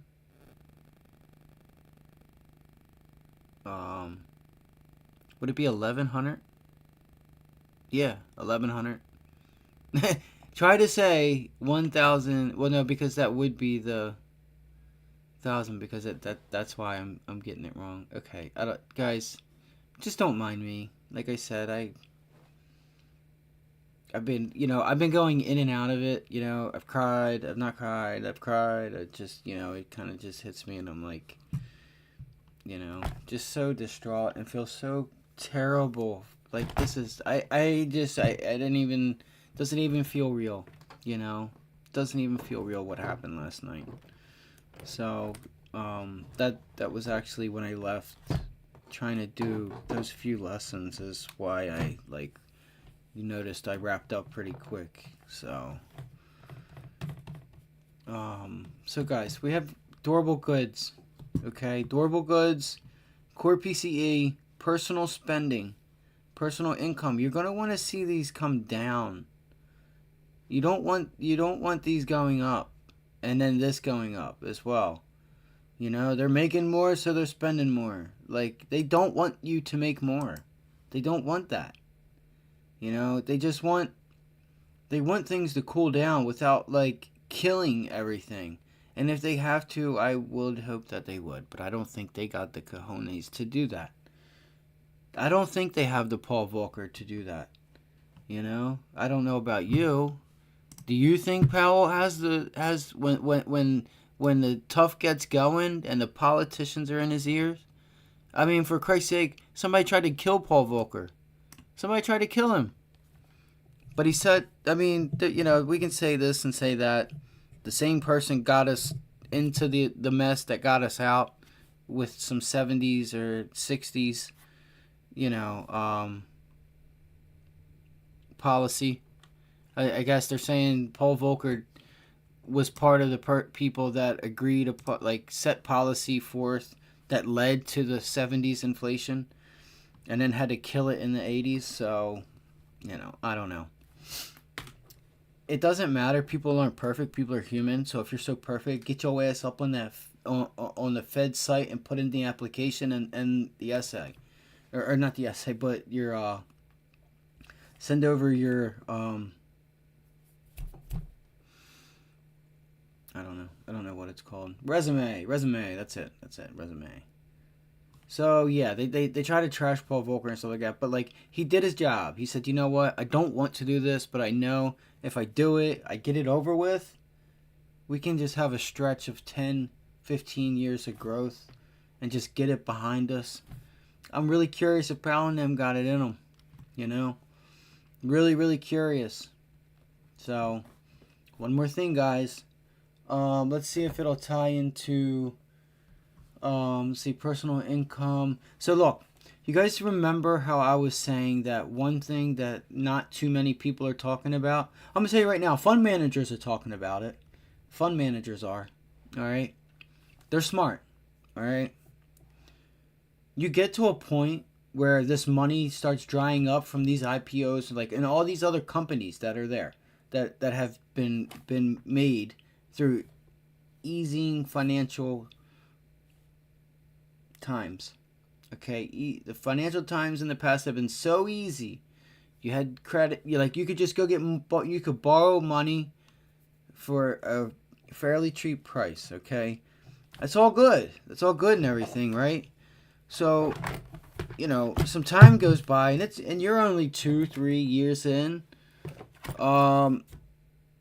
If the business model isn't working, like if you have shoes that nobody's really buying, like it's just, who's to say in another 10 years that it's not just going to just be this thing like Crocs or something, you know what I mean? But now is not the time. How do you survive? How do you survive like just these times that they say are coming? So what happens is money will dry up.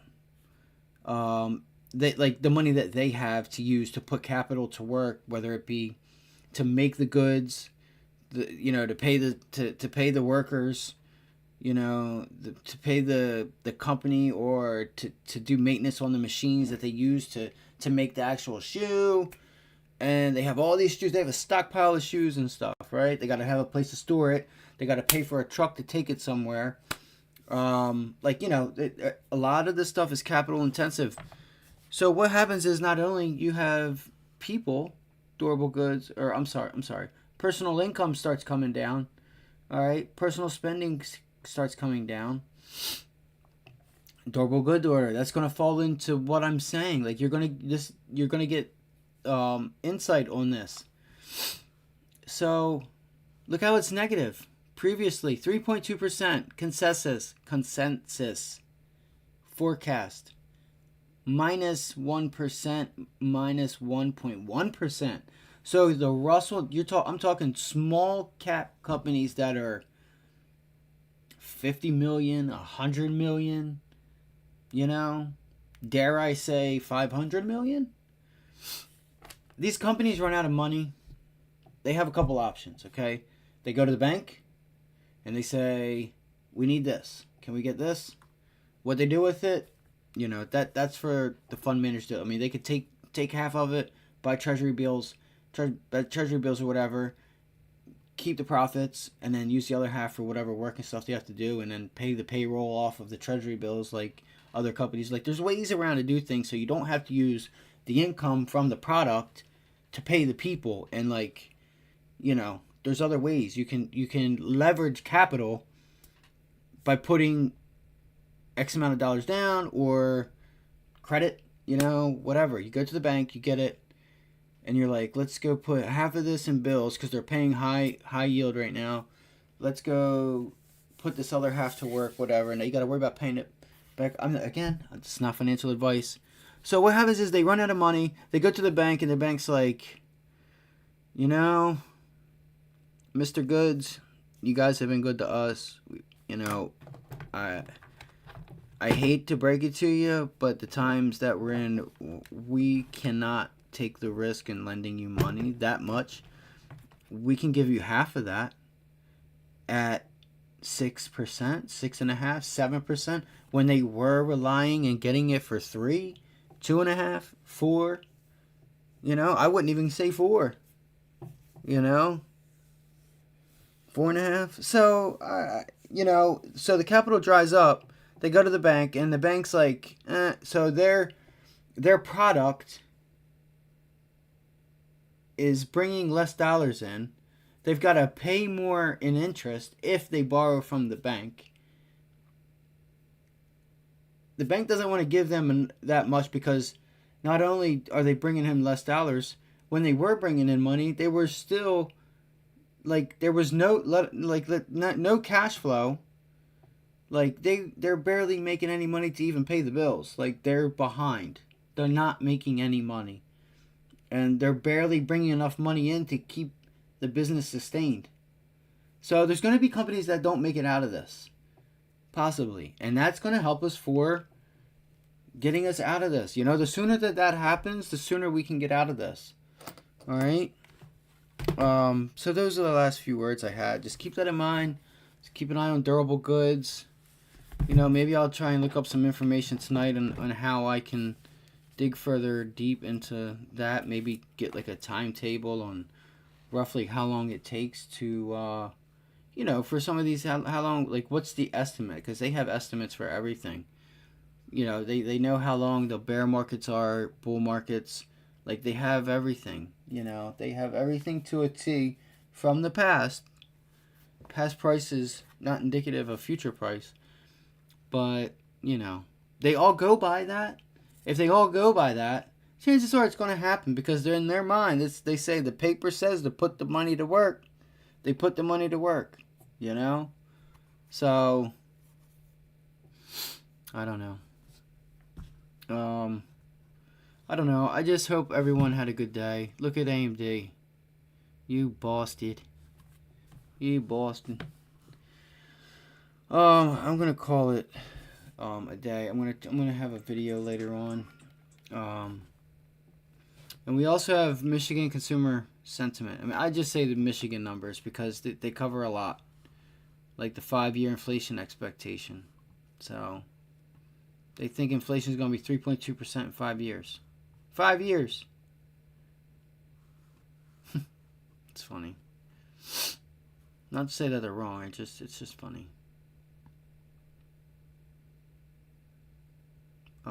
Okay. That's all, guys. I hope you guys had a great day. Thank you for stopping by. Whoever stopped by. God bless y'all. I will see you all tomorrow or tonight. I'll put out a video. Alright. You guys keep it real. Again, like, comment, subscribe. Thank you for being here. Whoever stopped by, the subscribers, thank you. You guys have a good night. Peace.